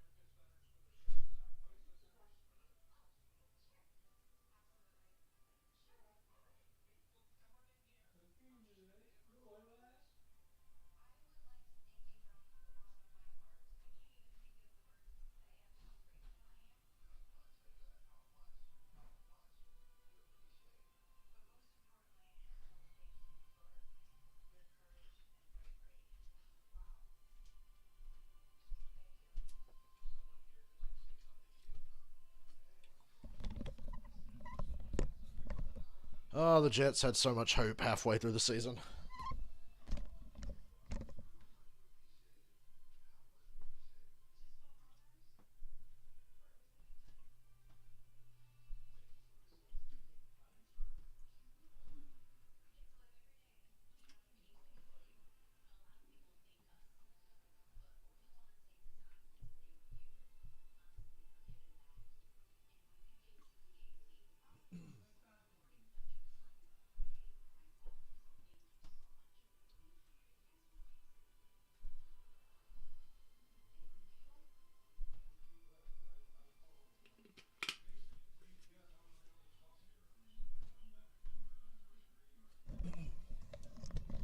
I played Phantom Lord by Metallica earlier, and at first I was kind of playing along to a recent live performance of the song, and I kept getting ahead. Like, okay, I played a bunch of Kiss shit, didn't get ahead. I'm getting really good at that. Metallica shit, I'm still too fast a lot of times. Don't know why. Part of it is because I have my shit turned up so loud, because I don't want to hear the thumping of the drum pads. I want to hear just the drum sound. But then I can't hear the fucking music I'm playing along to at times when I hit like the crash symbol. Anyhow, I'll be right back. Welcome in, everyone. The weather, as expected, is getting worse. I'm Carissa Thompson, Tony Gonzalez, the guy who's still not wearing a jacket, Brian Fitzpatrick, Andrew Whitworth, and of course Richard Sherman on the end. I can't believe you're not wearing a jacket, but that's who you are. The electric gloves are going on, though. I see it, Tone. I like it. Look, guys, I'm cool. You haven't been distant. I'm ready. Okay, I'll tell you who is cool and pretty much going in that locker room for the Jaguars. Trevor Lawrence getting it done with his arm and with his legs in this first half. Fitz. Yeah, I loved it. What is it going to take to win this game? And Trevor Lawrence, what he showed, he's been a reluctant runner all year. He doesn't really want to do that, but he knows with this game, the way they're going to win it and the way they're going to move the ball, especially as the weather gets worse, is for him to do this. We saw it when he was at Clemson. He's a very athletic quarterback. He just hasn't done it a ton. I think his high on the year is 6 carries. We're going to see more than that today, but this has been a big part of what they've been able to do to sustain some of those drives today. And the other thing that I love about him, he's showing leadership. Here we are firing up the guys on the sideline saying, hey, I got you. Keep doing your deal. This is what we're seeing on this sideline. We're not necessarily seeing that on the other sideline, no. Yeah, you're not seeing that at all, but he's also getting some help on the ground by Travis Etienne. And you guys remember him last year. He didn't play last year. He got hurt. He was in that first round with Trevor Lawrence. Trevor thought he was going to have his guy and didn't have him last year. And you see what a good running game can do for a quarterback. And I think you said last week, Travis had 103 yards in that big win they had. This week he's picked up where he left off. And when you can do this, you can run the football, especially in these conditions. It gives you such an advantage. And another guy, Evan Ingram, the tight end. 5 catches, 83 yards. That is a huge plus. I'm back. On the other side, Zach Wilson, we've heard this crowd booing him. I mean, when you look at the Jags have had 3 drives of 60-plus yards. The Jets have 66 total yards. The Jets are only down by 10, but they should probably be down by 20. So it could be worse. You're not seeing him run when he has the opportunity. You're seeing him be. Yeah, I'm noticing that too. Zach Wilson is an athletic quarterback capable of making moves and running the ball, being mobile, all that. He's just standing in the pocket like a fucking deer in headlights. I'm a little surprised. Good decision. We like to see that. Here you see, created more time. Tries to get the big arm throw, but really should have thrown an interception here. Dropped the interception. So. Oh, don't worry. He put the garbage time interception on his stat sheet there at the end. And I heard people earlier in the year when Mike White played the Chicago Bears, they say, he's just playing against the backups, against a bad defense. This defense is 27th overall in yards. And Dallas going to go on a mustache ride Saturday when Gardner Minshew wins that game. For 16 for 147 in the first half. There's no excuse. I mean, the Jets have relied heavily on their defense to carry them in games. What are you seeing from them, having given up 13 points in the first half? There's not a lot to like, but you know what? Their young guy, Quentin Williams, continues to set the tone for them defensively. You saw him in the first half. He started off the very first drive. The great power rush that he's known for. This is what he does really well. His first step and his ability to get into blockers and get off the blocks. Great way to start, cause a turnover to start the game. Unfortunately, Zach Wilson and the offense did nothing with it. And then he reads out on the screen. Great job realizing these guys aren't blocking me. Grabs it back and makes a play. But the standard for the New York Jets and their defense has not been met. 250 yards in the first half, over 100 yards rushing and passing. I imagine Robert Saleh has some words right now in that locker room at halftime that, guys, this ain't who we are. You better come out in the second half and show people what we're about. Especially because you have to be, because, again, your offense has only put up 3 points. We're going from the Big Apple to Music City next Thursday. Oh, boy, Dallas and Tennessee. The free-falling Titans and the Cowboys, who have clinched a playoff spot, which means guaranteed disappointment. Here's another look at Lawrence going over the top and extending to break the plane and cap off a 16-play, 96-yard drive that shoot at more than 8 minutes. More after the break.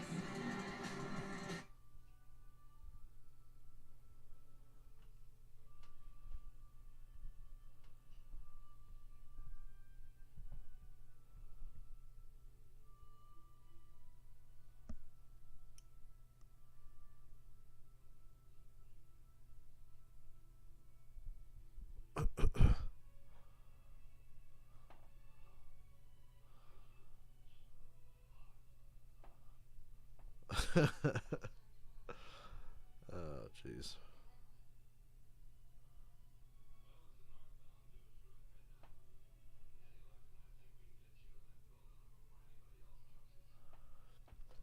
Hey, Michael, well, I don't think Michael's here yet, but NASCAR made their first stupid-ass decision of 2023, and it's not even 2023 yet. Expanding the Clash at the Coliseum field from 23 cars to 27. Why don't you just go ahead and put everybody in the goddamn race and just get rid of the fucking heat races altogether, even though the heat races are the most entertaining part of those events. I mean, damn. So what, 9 cars don't make it now? I would at least say 12 shouldn't make it. Have it be a 24-car field and 12 guys don't make the main event. But that's a headache for February. It's still December. Let's not get ahead of ourselves. For all of us in the post-game and nightcap, Sherm, as you know, we'll be going behind the scenes of that game in the best way Let's possible. not put the car before the pace car. And that's always a time. You don't want to miss that. Plus, we'll take an early look at Saturday's biggest matchups, Eagles-Cowboys, and be joined by the player of the game. Time now for our electric moments presented by Mercedes-Benz. There weren't a lot of them for the Jets, but the Quinnen Williams right here, back after missing that game with a calf injury, and proving why he's deserving of that first Pro Bowl nod, which he got yesterday on his 25th birthday, making quick work of that left guard, gets the strip sack, and Jets recovered and led to their first points of the game.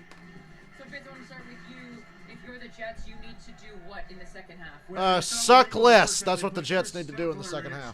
Suck less. Substantially less, actually.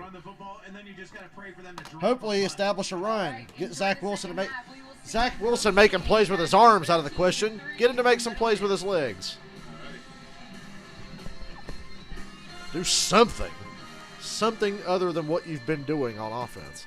Defense is hanging in there, but they've been on the field a lot.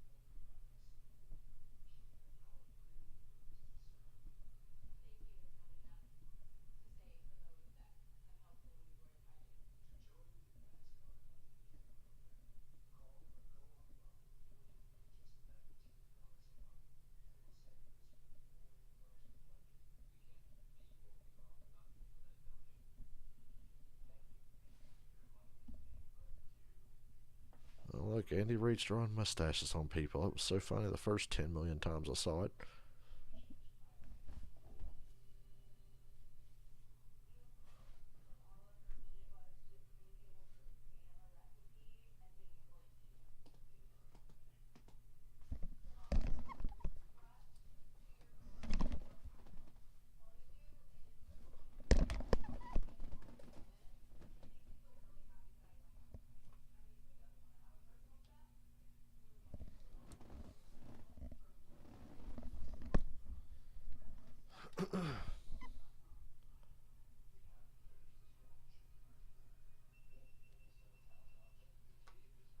Saturday. I keep wanting to say Sunday.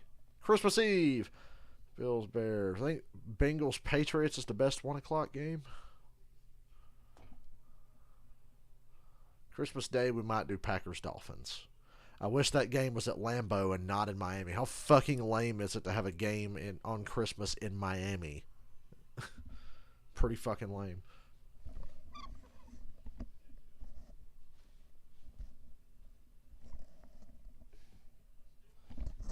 Sauce Gardner in the pregame looked like he was in a fucking late 80s, early 90s R&B boy band or something.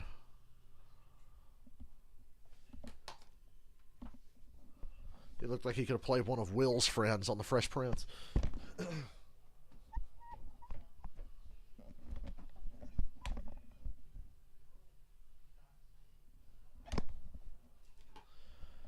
Third quarter, 13-3. It's a slog thanks to the Jets. 4 rushing yards, fewest in the first half since 2002.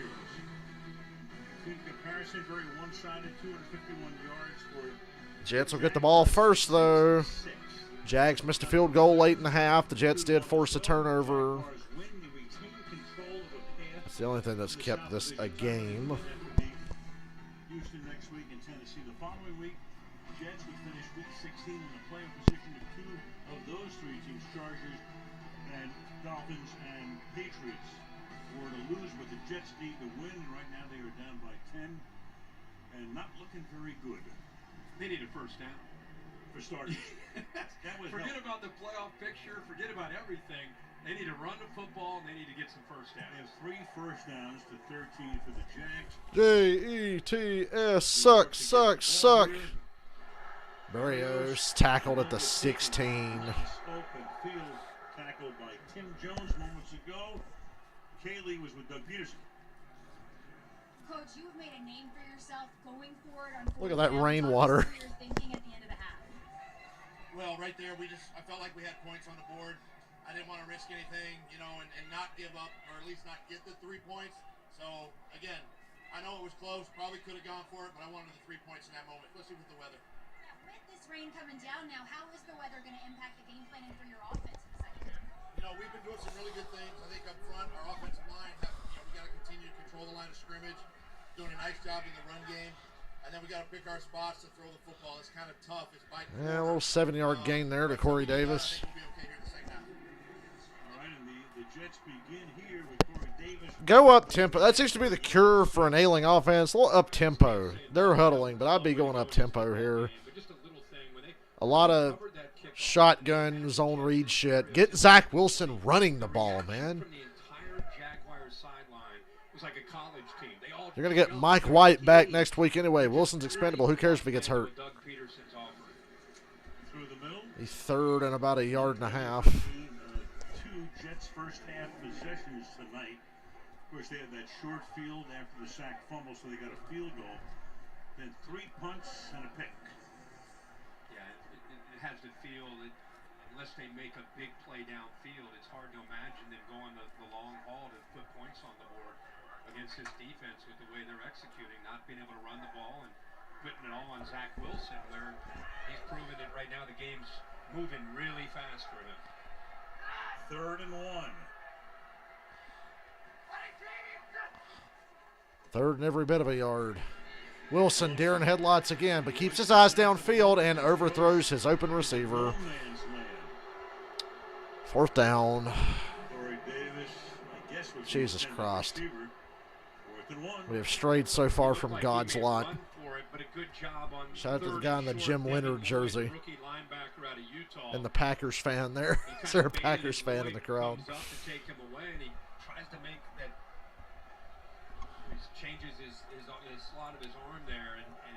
He kept his eyes down the field and made the right decision. It was just a shitty throw. A 1-minute, 23-second possession. Put Joe Flacco in the game, for God's sake. To begin the 3rd quarter. They're chanting, "We want Flacco." False start on the punt. We want Flacco. Flag. Brad Allen to make his first call of the second half.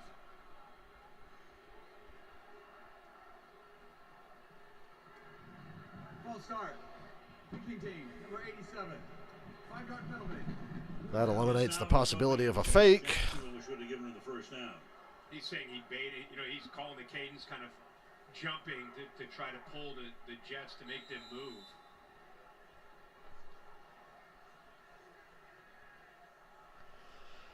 So man will take the Jets.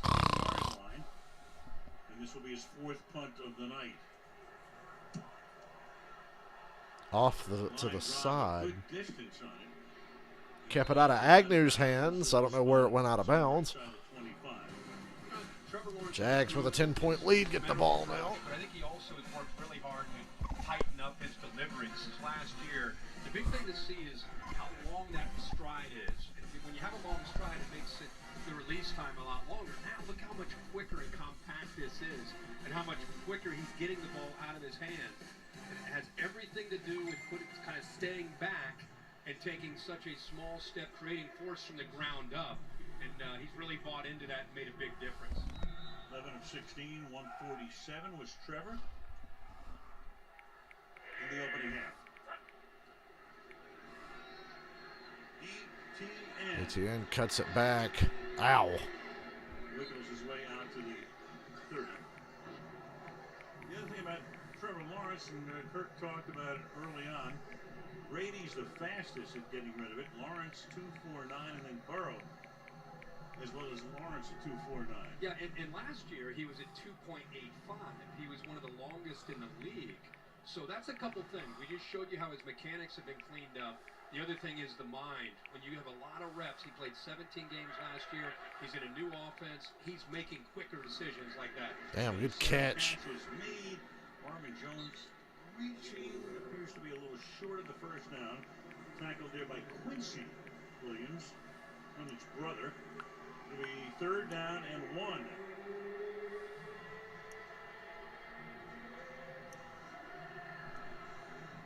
Third and 1.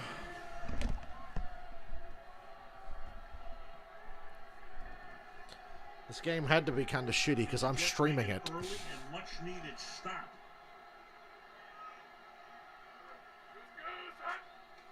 Quarterback sneak. First down. 41 on a sneak. Again, he is a big, powerful athlete with his lower body at 6'6", and not afraid to run the football. So a simple sneak turns into. If the Jags score a touchdown here and go up by 3 scores, give Zach Wilson one more series, and if he can't fucking cut it, put Joe Flacco's ass in the game. I feel like there's a rhythm to what Doug Peterson's doing right now with Trevor Lawrence tonight, last few weeks. You need a spark. You need a change. I don't know. No question, one of the reasons they are hot. Joe Flacco can be a mobile. He's a mobile, but hell, he's got a pretty accurate arm and a strong arm. 3 or 4 guys to bring him down. 2nd and 5. And when you go through losing 5 straight in the month of October, and you drop to 3 and 7, and you live on the other end, you get through that, and then you have an epic win like last week, which he told us on our call. Super Bowl is my biggest win. NFC Championship's my 2nd. And last week's win against Dallas, number 3. That's how big of a win that was for him and his team. Good throw. My God, Trevor Lawrence. It was like a 6 or 7 yard throw, and it was great. You've been around sports forever. When you see teams that can become potential threats late, they go through adversity, and instead of. And they're going up tempo. They go no huddle. Screen to Kirk, not enough blockers. Yeah, they have a look like that right now. Christian Kirk picks up about 3. Yeah, and Doug Peterson, we were talking to him yesterday about going in there, and I mean they were a mess. They had Urban Meyer last year, won 2 games. You know how that ended. They had 3 wins. They've had 4 wins over 2 seasons, but then they went out and spent like crazy. Got the right free agents. You know, we'll see about the draft eventually, but he appears for the moment to be the right coach. 2nd and 7. Jets blow that one up. 3rd and long now. Another chance for the Jets defense to do something for their team. They're the only ones doing anything for their team. Always the same no matter what. Doesn't panic. Josh Allen have his back no matter what. Respect him as a man, as a coach. The best thing you can have on a resume. Great energy. Tyler Shatley said. Makes you want to jump on board. Because he won a Super Bowl in his 2nd year of 5 with the Eagles from the 46-yard line. Going to be a first down here. Evan Ingram, yards after the catch again. Stiff arming Sauce Gardner. What'd he say? He's having a big night tonight. And this is a tight end, one-on-one against the top corner, arguably. He didn't get Gardner too good with the stiff arm, but he bought a couple of yards with it. That initial first step gives him that separation and the confidence that Trevor Lawrence has to look at the tight end and dial him up there on 3rd down against Sauce Gardner, the corner. Shocked to see the Jets get burned again by another underneath throw on a 3rd down. They did at the end of the first half and did their screen. Oh, the middle of the field's wide open. First down, Dan Arnold. Flag, never mind. Good eye. Juwan Taylor, the right tackle. So that will come back. Okay, you mentioned they're going after a little bit Sauce Gardner tonight, who's been like reading books. He's bored out there, right? He was in the Dion Richard Sherman category for a while. Nobody wanted to throw at him, especially last week. Downfield. Offense, 2nd and 5. Still first down. So on Taylor now, and that is the first penalty of the night against Jacksonville. Jets have at 5.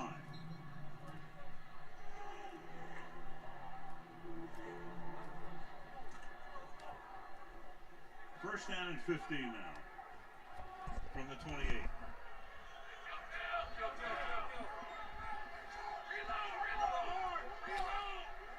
See how the Jags overcome this. I figure they'll false start. Never mind. Back them up even further. Middle that time with the false start. Offense, number 72. 5-yard penalty. First down. Because you go 36 minutes without a penalty, and you get back-to-back penalties. Well, you got Cam Robinson, who's the starter at left tackle we've talked about tonight, is out for the year, and we wish him well. Walker Little has been playing well, but last week as a swing tackle, he had to play both the left and the right some. But when you heard all that cadence before the snap, kill, kill, kill, reload, there's a lot to think about for a backup tackle. I think he overloaded even as a Stanford guy there and jumped the gun. Even as a Stanford guy. First and 20. Short gain here from Marvin Jones. I love it. Even as a Stanford guy, says the former Buckeye. Next week, we're going to go to Nashville to wrap up our regular season Amazon schedule. Prime, and it's the Anybody else still awake out there? Against the Tennessee Titans. I need to charge my phone. Last time we saw the Titans in Lambeau, they couldn't have looked any better and have not been able to win a game since then. Second and 18, and Tannehill's gone. And that pass dropped by Kirk. 3rd and 18. 3rd and 18. So the Jets are somehow still going to have hope after this drive unless they convert. Unless the Jets convert this 3rd and 18. Watch those underneath throws. The yards after the catch are killing the Jets right now. It's a rare 3rd down and long. Jacksonville's been really good tonight, converting 60% of their 3rd downs, but they've been very manageable. This one's a little bit tougher for Lawrence and his offense.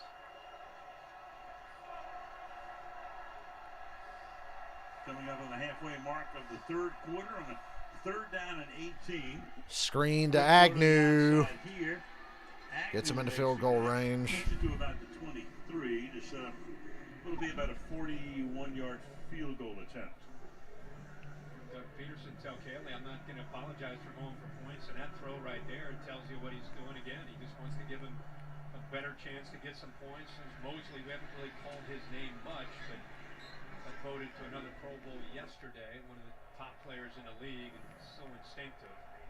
4 as a Raven, 1 now as a Jet. 3 defensive players plus a special teams player going to the Pro Bowl. And this kick is on the money. 16-3. Let's watch the Jets offense fail again. And the fabled Rockets. Who gives a shit? I'm bored and want to go to bed now because the Jets suck. I was all optimistic for a good game tonight, and the Jets had to go and shoot that in the face.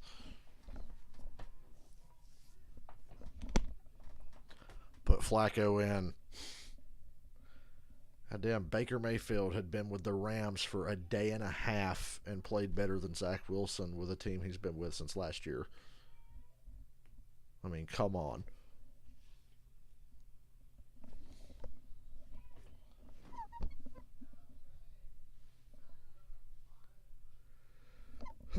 I watched the first half of the Rams and Packers on Monday night and then passed out.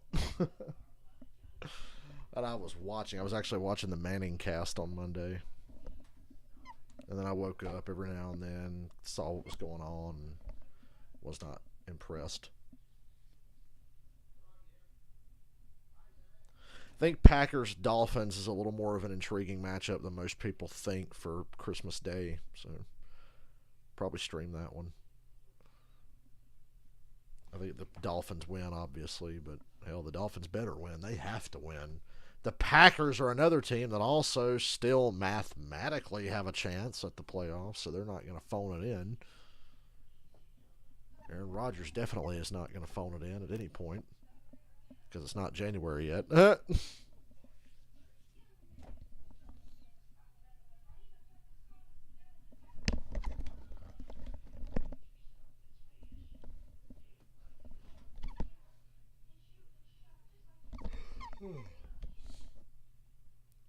Oh, God, was that dude from The Wire? Shit.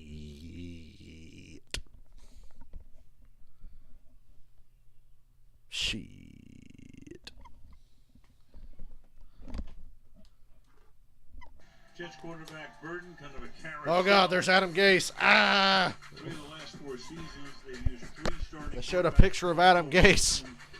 And White this season. 52 teams over a 10-year period used 3 or more starting quarterbacks, and they won 37% of the games. Only 6 of those teams made the playoffs, most recently Washington, who did it in 2020.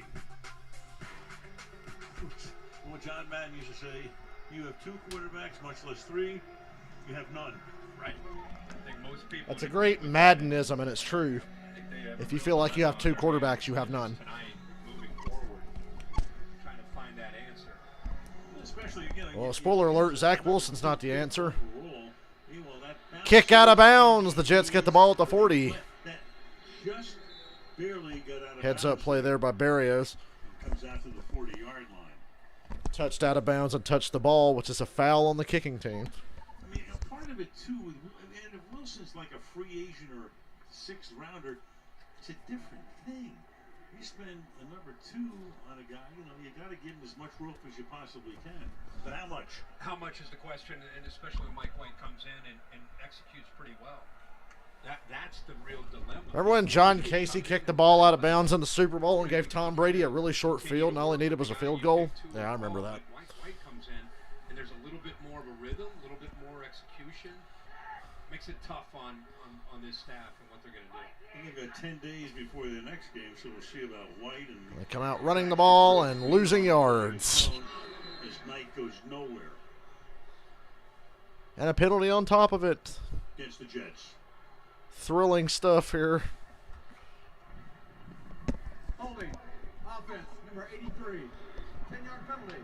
First down. Back him up.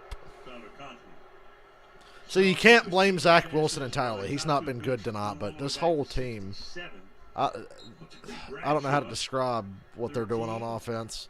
Everybody's fucking up. I mean, he has some pretty good names over there. Usually before the snap. Bradshaw, Aikman, and Carr. You got Jamarcus Russell, which is a whole other story. 1st and 20. How was that not a false start? And Zach Wilson sacked. 25-yard line. So there's a couple things. Deer in headlights again. Recognize here as they boo Zach Wilson. As they boo Zach. How many times tonight has he said, as they boo Zach Wilson? They can't run the football. So whether Mike White's in there or Joe Namath's in there, this offense is in flux because of what's happening around the quarterback. I'm not saying that there isn't some things there with Zach Wilson. That's obvious. But tonight. Yeah, it's not entirely his fault. He's not been good tonight, but this is a team effort. Field position and playing smart. And not a very good one. Defense is playing hard, but everything about this offense fucking blows. The play calls, the offensive line. Wilson's going to set his feet and throw it up top. Bat it away. Damn. That had a chance. That was actually a decent throw. It just hung up in the air a little too long.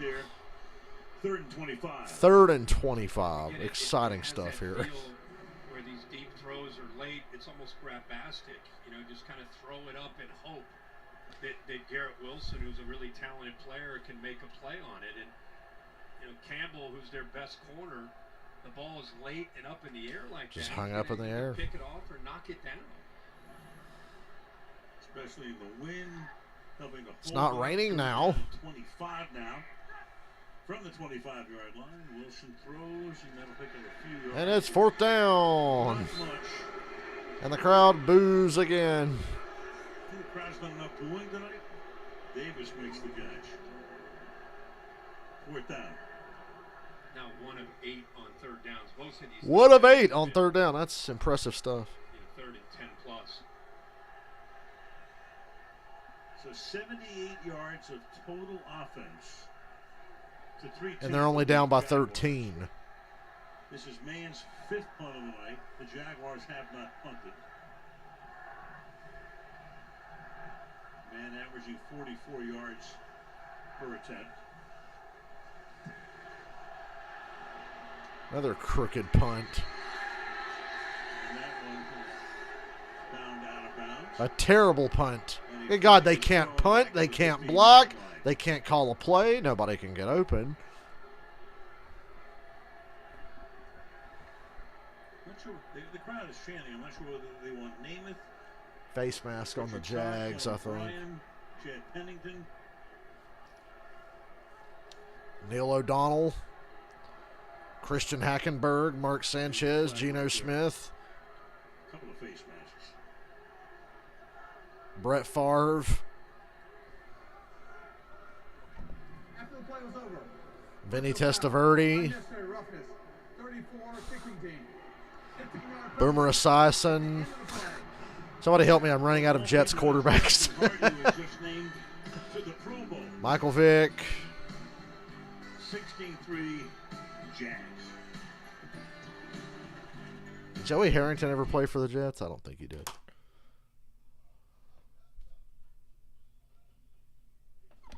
Ryan Fitzpatrick, Sam Darnold.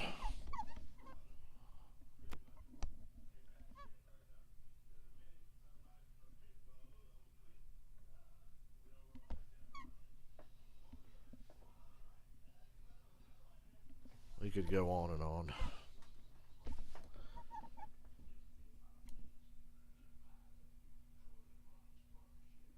I did not know that about the Jets. I was not aware of that. Did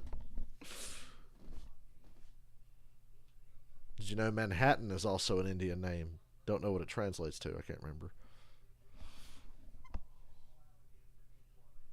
Does this guy know how to party or what? What a drive. 3 plays, minus 7 yards. And the cosmic ballet goes on.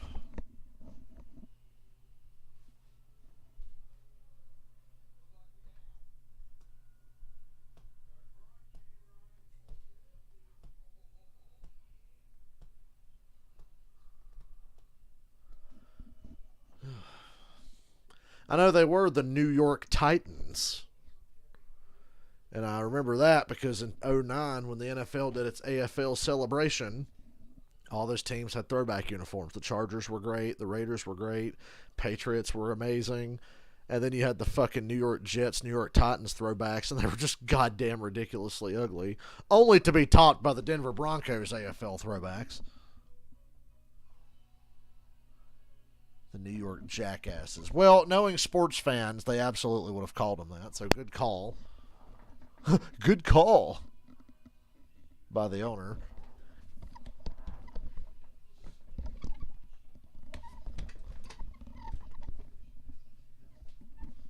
Good call indeed.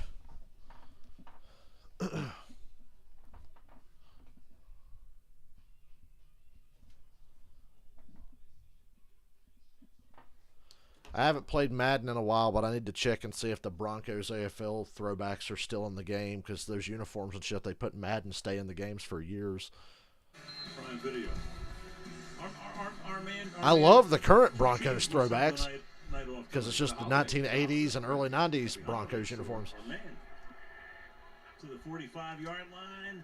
They start this drive. Spin move. Gets out in the open field. Pursued to the sideline. Gets 3 yards out of it. Mosley brings him down hard out of bounds. It's 3 yards.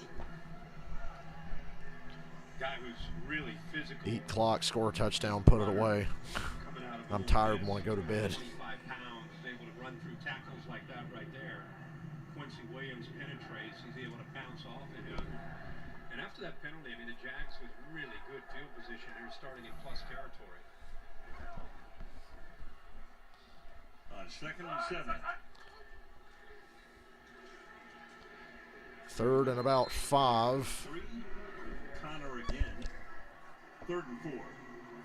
You know, you wonder the toll that a lack of offensive production, the toll it can take on the Jets defense. A strong unit, but every time they go out there, they look at that scoreboard and they know there's not a lot of points going up on their side. You just wonder the body blows that they're taking here. At some point, do they just give out? Psychologically as much as the physical aspect of it. Well, the Jaguars have already had the ball. Jets defense played hard tonight, win, lose, or draw. Can't blame them for this mess. 3rd and 5. Flushing Lawrence out of the pocket. Nobody got open. Lawrence going to run. Oh, wow. I think it hit the ground. I think he trapped it on the ground. Incomplete for Zay Jones. Incomplete. I think he trapped. You could see the shit on the ground. But that was a good attempt by Trevor Lawrence.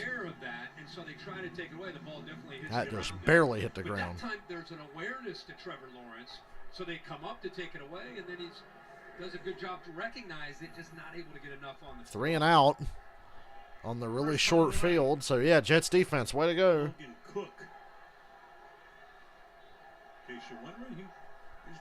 High snap on the punt. Not a bad punt.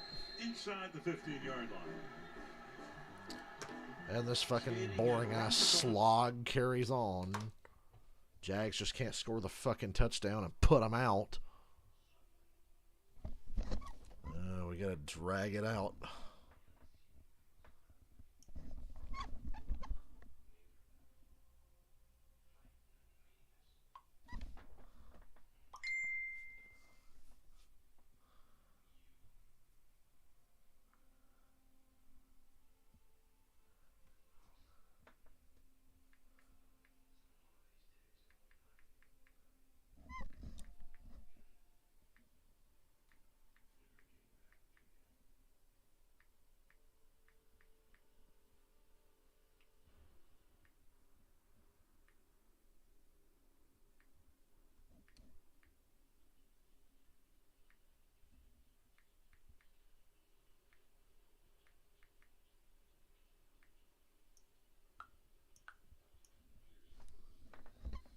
Look, my phone decided to come unplugged on its own, as it so often does. I can't touch my phone while it's on the charger. It will just automatically slip out. The damn thing won't stay in. That's what she said. You hope Amazon goes bankrupt. Yeah. I'd like to see Thursday Night Football back on actual television myself.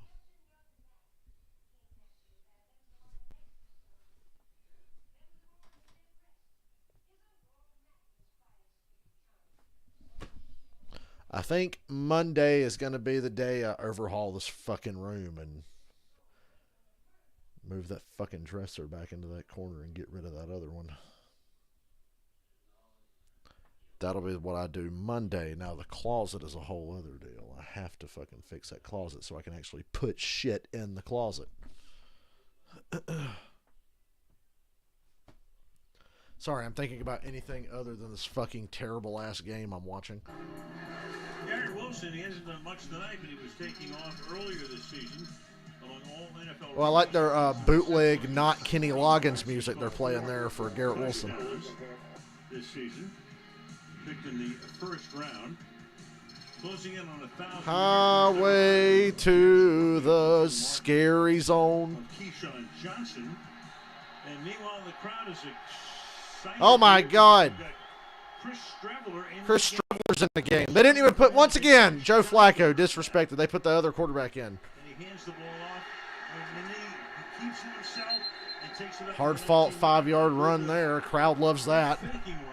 Streveler. Like I said, they got to do something here. The game's still within reach. You've got to make a change. So, like I said, it wasn't entirely Wilson's fault, but that's old school zone read college football. Chris Streveler. Positive yards, something we've not seen a lot of for the Jets in the run game. Picked up 6 from the 19.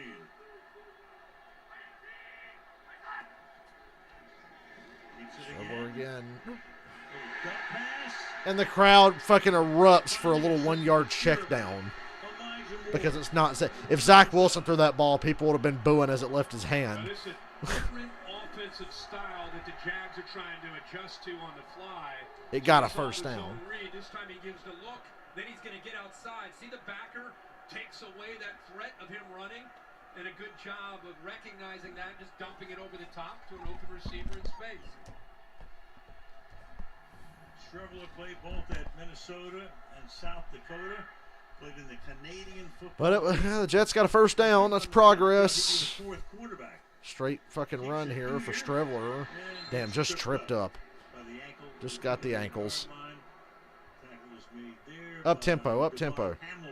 So Mike Caldwell, the defensive coordinator from the Tempo, tempo. Don't huddle. They thought the possibility probably of Joe Flacco coming in.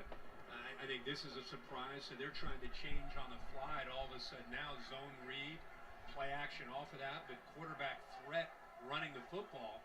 Obviously now they have to have all eyes on that quarterback.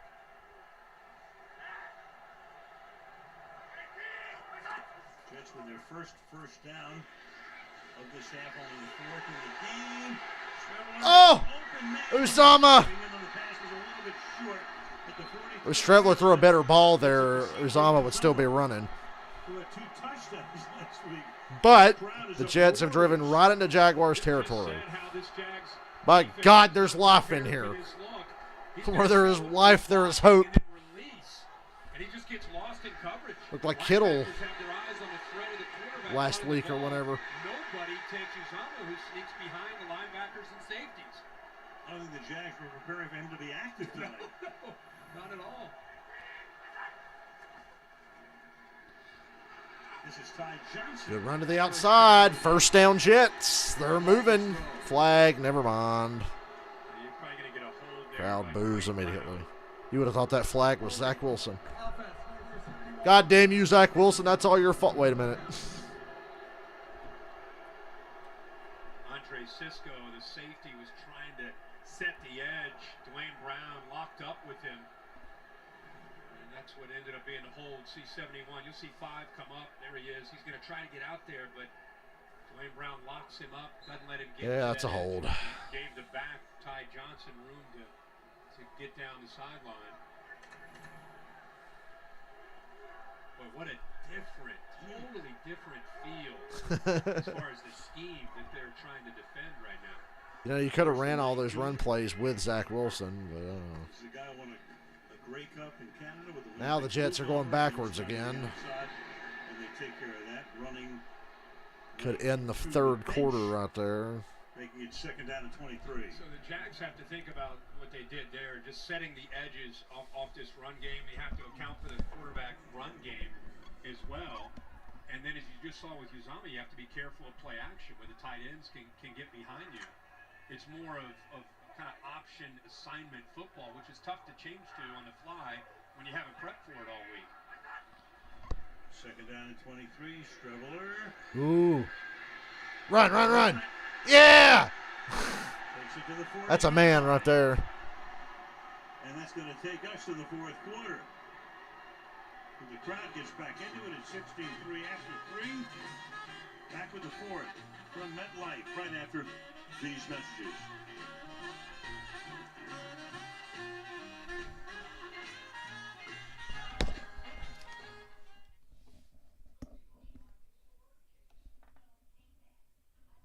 Strevler giving him a chance.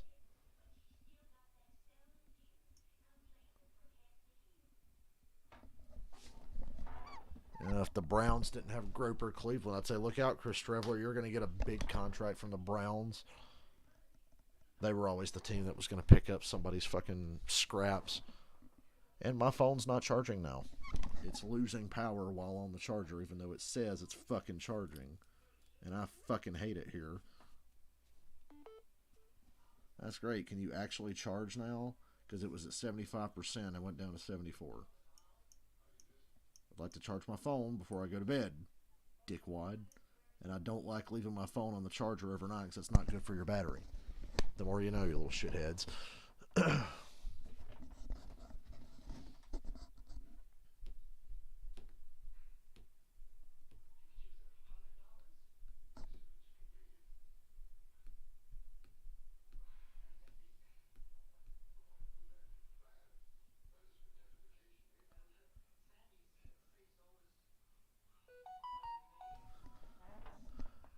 Who the fuck is texting me at 10:25?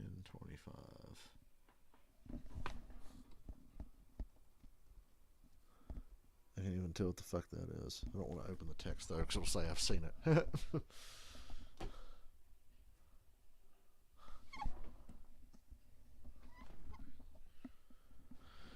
Little Caesars commercial looks fucking good right now. Stafford with the fucking crazy bread. I want some crazy bread. I don't even need no pizza. Somebody get me some crazy bread. DoorDash that shit. I swear, if I had a bigger audience and ever got donations or anything, I'd have never been able to lose weight because I just tell people in the chat, if you want to do something for me, DoorDash me some food when I'm hungry. Be like, sure.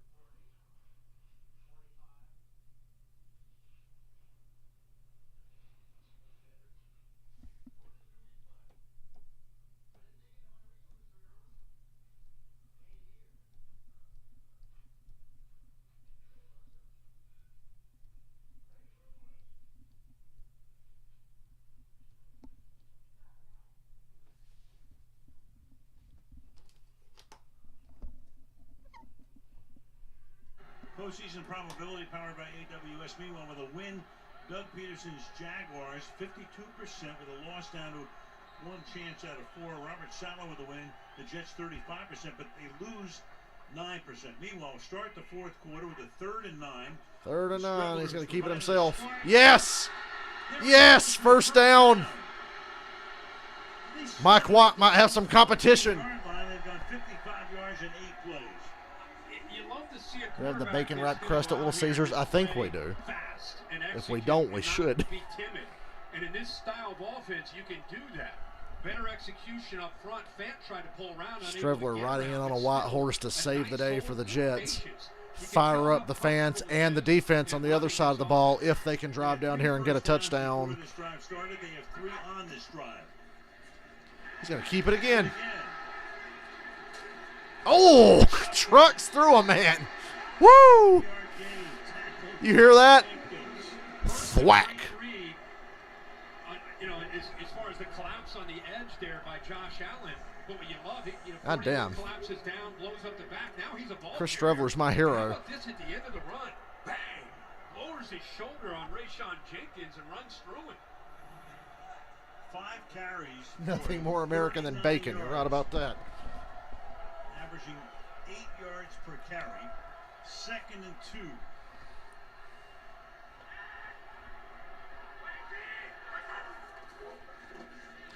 God damn. The quarterback draw again. This time it bites them and they lose yards, but it's 3rd and 5. 16-3 and Baker Mayfield came in. This guy comes in. You don't think, do you? You don't think. I can't imagine. I can't imagine. But I'll tell you, Good God, even Al Michaels has hope that this is not going to be boring to the end. This offensive line, how they've shifted gears. It's one thing to see Streveler come in, but the offensive line, it's the whole 4 down territory. I don't care if there's 13 minutes to go. 4 down territory. You got 2 downs to get 4 yards. You can get it. And they really are executing it pretty well here. Totally. Pass. What a oh, come on, Corey Davis. Corey Davis is Streveler laid it right on him. It's 4th down and 4. Go for it. Couldn't have put that ball in any better of a place. God damn, what a perfect throw, and Corey Davis fucking drops it. That was a fucking dime. Son of a bitch. Go for it. Yeah, they're going for it. I like this call. Corey Davis should have made that play on the 3rd down. Can the magic continue? The running back is Ty Johnson. 5-man rush.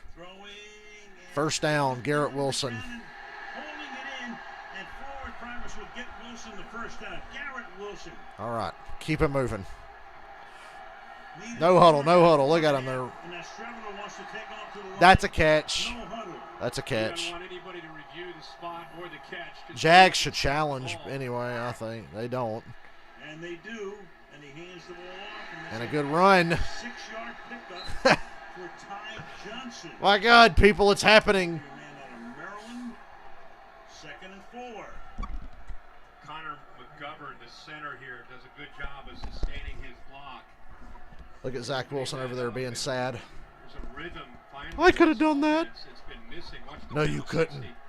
Great job of locking up. You should have known the Streveler guy was going to work out. Look at that beard. He looks like Ryan Fitzpatrick. It was meant to be. Michael Carter back in as the running back. 14th play of the drive. 3rd and 1. They're at the Jags 12. 11:45 to go in regulation. Smoot makes the stop. 3rd and 1. This system, the offensive line's coming off the ball. You know, we've not seen them do that even when early in this game when they were trying to establish the run. 3rd and 1. Takes the snap under center, but Probably good that they blew that dead. It's probably going to work out for the Jets. He looked like he wasn't going to have anywhere to go. Great beard, though. It's the key. The secret sauce. Anytime the official steps in front, the Jets, of course, it's substituted, so you have to give the Jags enough time. But it looked like they already had their 11 on the field, and they were ready to play. I thought so, too. The Jags were not trying to get anybody on the field. Exactly. They stopped it. They were trying to snap it quickly. 3rd down and 1.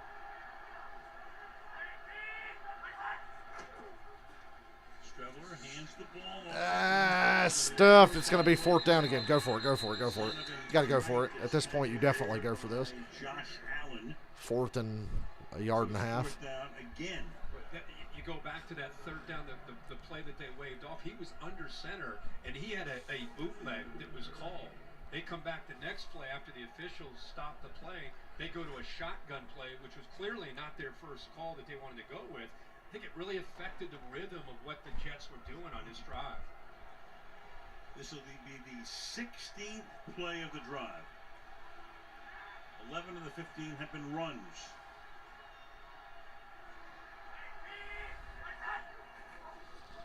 Jags blitz. Turnover on downs. That was fun while it lasted. Jets defense can still make a play and get them back in the game. There's still 10 minutes left. Jags have got to start from their own 13. Oh, well. But making the change was the right decision.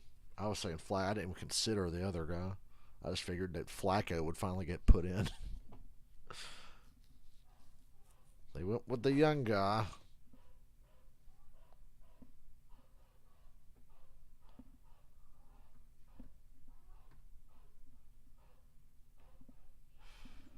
Be right back.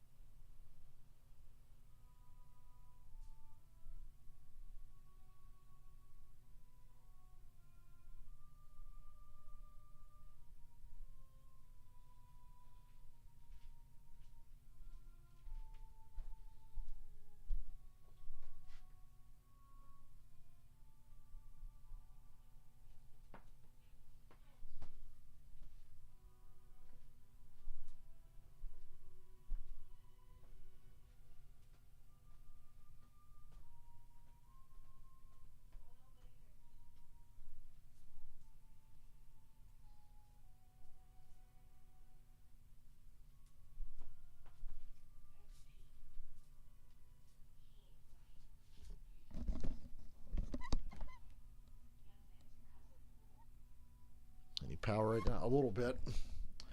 Trying not to drink another before I go to bed so I'm not up all night pissing myself. I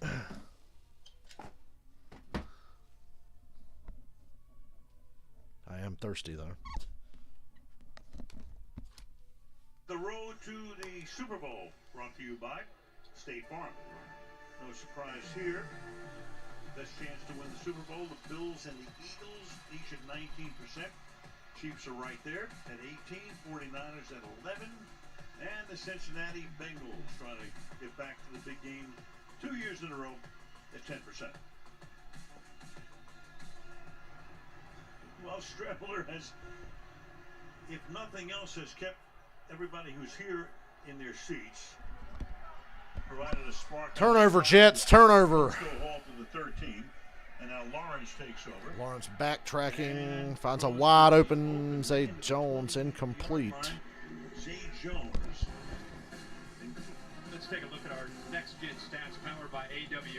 It's been Trevor Lawrence getting the ball out of his hands. You can see 2.21 on average, second fastest in his career. Been a great game plan by Doug Peterson. Spread the ball, a lot of quick throws underneath, forcing this New York Jets defense to have to make a lot of tackles in space and some great blocks by the receivers that aren't involved in making the catch and showing that they can block downfield. Second and 10. Ooh, a blitz. Inches away from paying off, but instead it's a first down. Put them away, Jacksonville. I'm tired. Score a touchdown on this drive, and I'll go to bed. I think you see the confidence Deal. that Peterson has as we get here late in the year in Trevor Lawrence. I mean, Under 10 minutes to go. This game, it's 16-3. You would think, okay, a great time to body blow this Jets defense, run the football, work some clock. But no, even backed up deep in his own territory, gives the ball to 16 and lets him do his thing.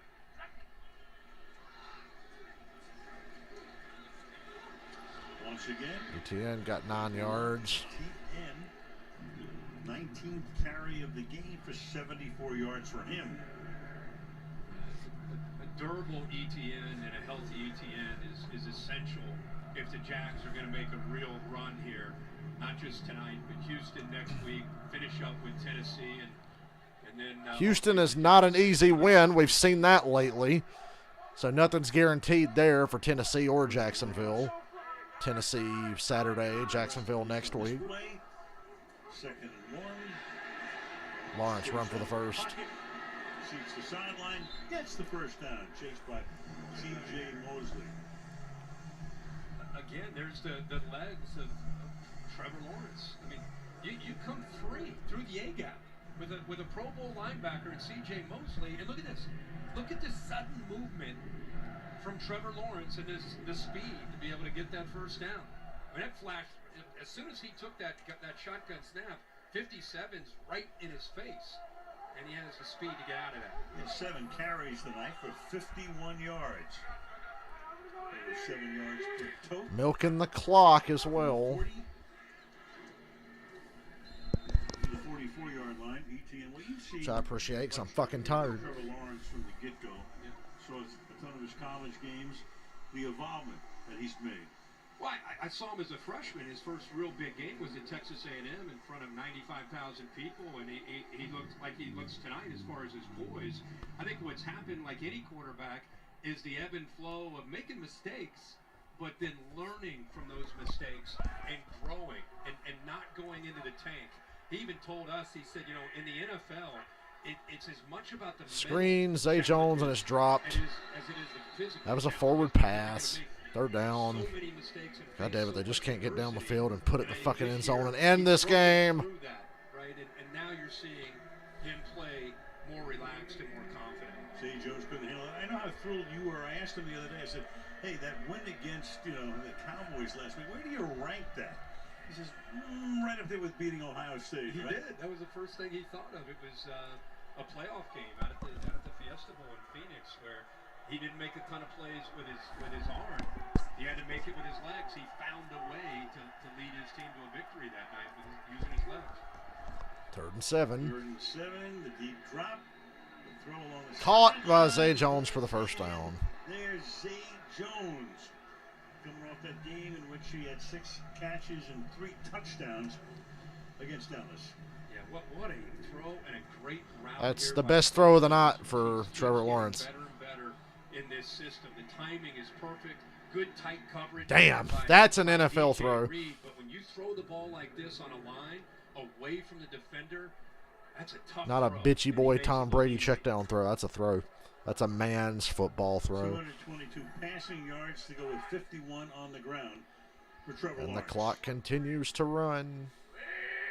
Come back to the run here. End around. Coming around the end. Jets all over it. Zay Jones, nothing doing there. It's Quincy Williams making the tackle. And that play's effective in this Jags offense, but it feels a little different when Jamal Agnew, 39, is running it with his speed. Zay Jones, not quite the same kind of juice coming around the corner, but you love, again, the rhythm and kind of the way this system works. And when you have a quarterback, again, every time he makes a throw, we showed you the stats, how it's on average 2.21, but he's making such quick decisions because of the recognition of defense. Pass is caught into the 39-yard line. 3rd and 7. Ingram was already up and over 100 yards tonight. That's 113 on 7 catches on 7 targets. There are 3 free agents, the 6,600 receiving club team members only. There they are: Christian Kirk, Zay Jones, and Ingram having a huge night. Only team with 3 guys each, 60 or more catches and over 600 yards. And all of them picked up in free agency. 3rd and 6. Oh my God, Trevor Lawrence is good. Ah, damn it, he had Evan Ingram and he threw it low. Every part of that play was so good by Lawrence until the throw. Now they got a punt, and it's still just a 2-score game. Ran a lot of clock there, though. Then we get Tennessee next week in our game against Dallas. Of course, at the end of the year, it's these guys against Tennessee in Jacksonville. And you mentioned earlier Ryan Tannehill now out for the year. Malik Willis will more than likely step up.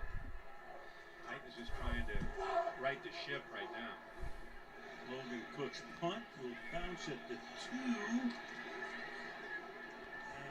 God damn. They pinned the Jets at the 1. At the 1-yard line. They got to go 99 yards and then get the ball back and then score again. Hey, there's Radio City. I swung by there in Spider-Man the other day.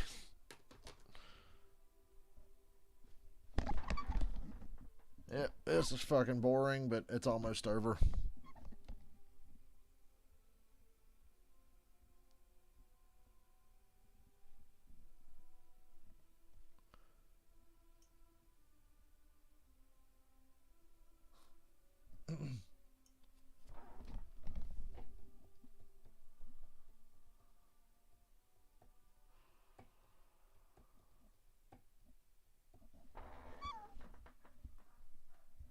I hope there's a safety. I just want the game to be done.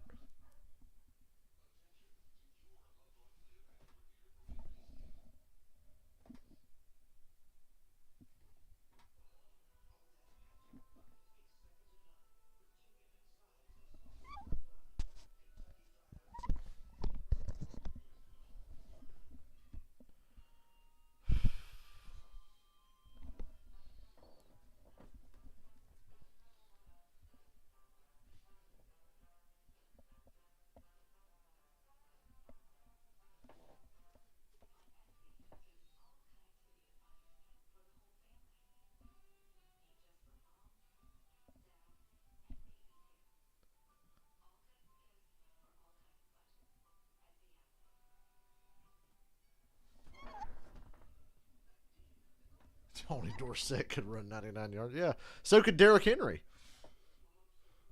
If Victor Cruz was here, he could catch a 99-yard touchdown. He did it before in this building.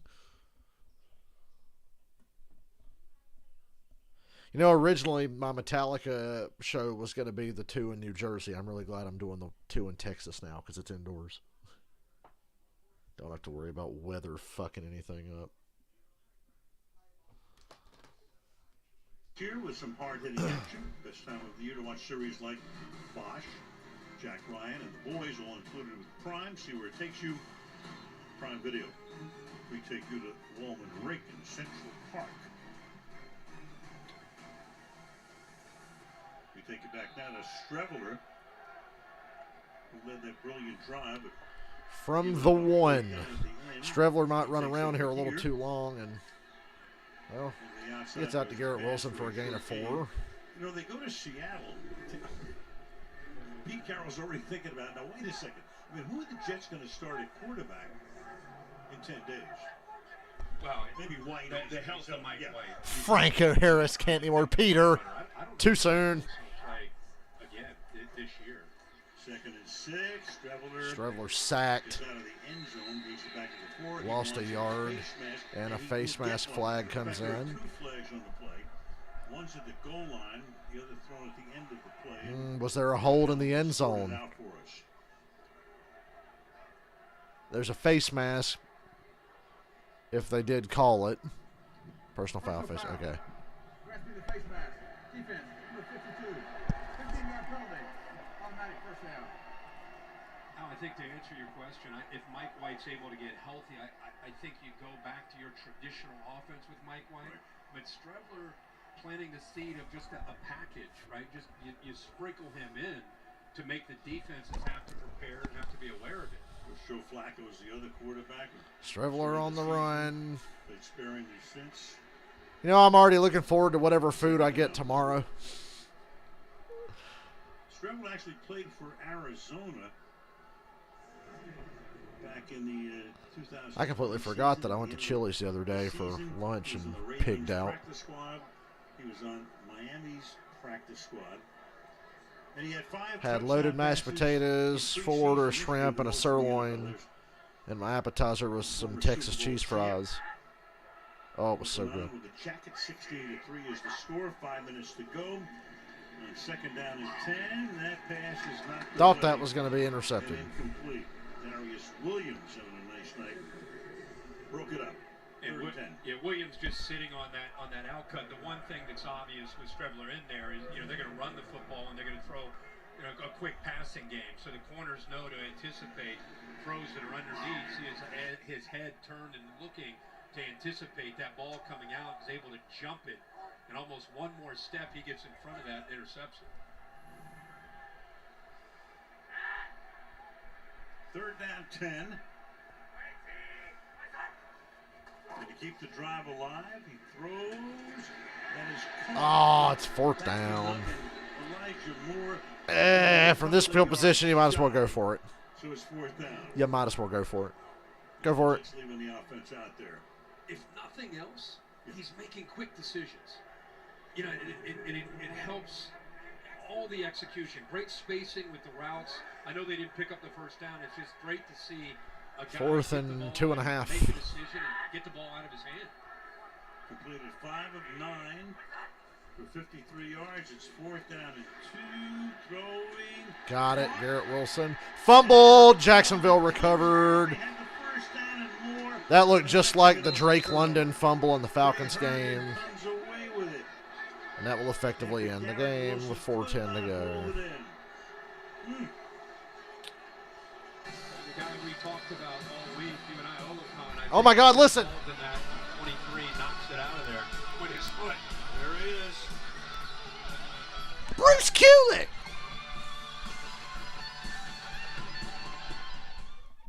I did not expect to hear Crazy Knots, but what a way to end this stream.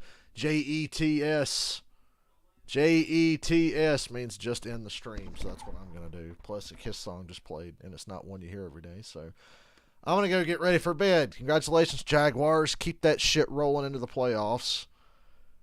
And I will see some of you guys tomorrow. Yeah, we're playing Batman tomorrow. Merry Christmas.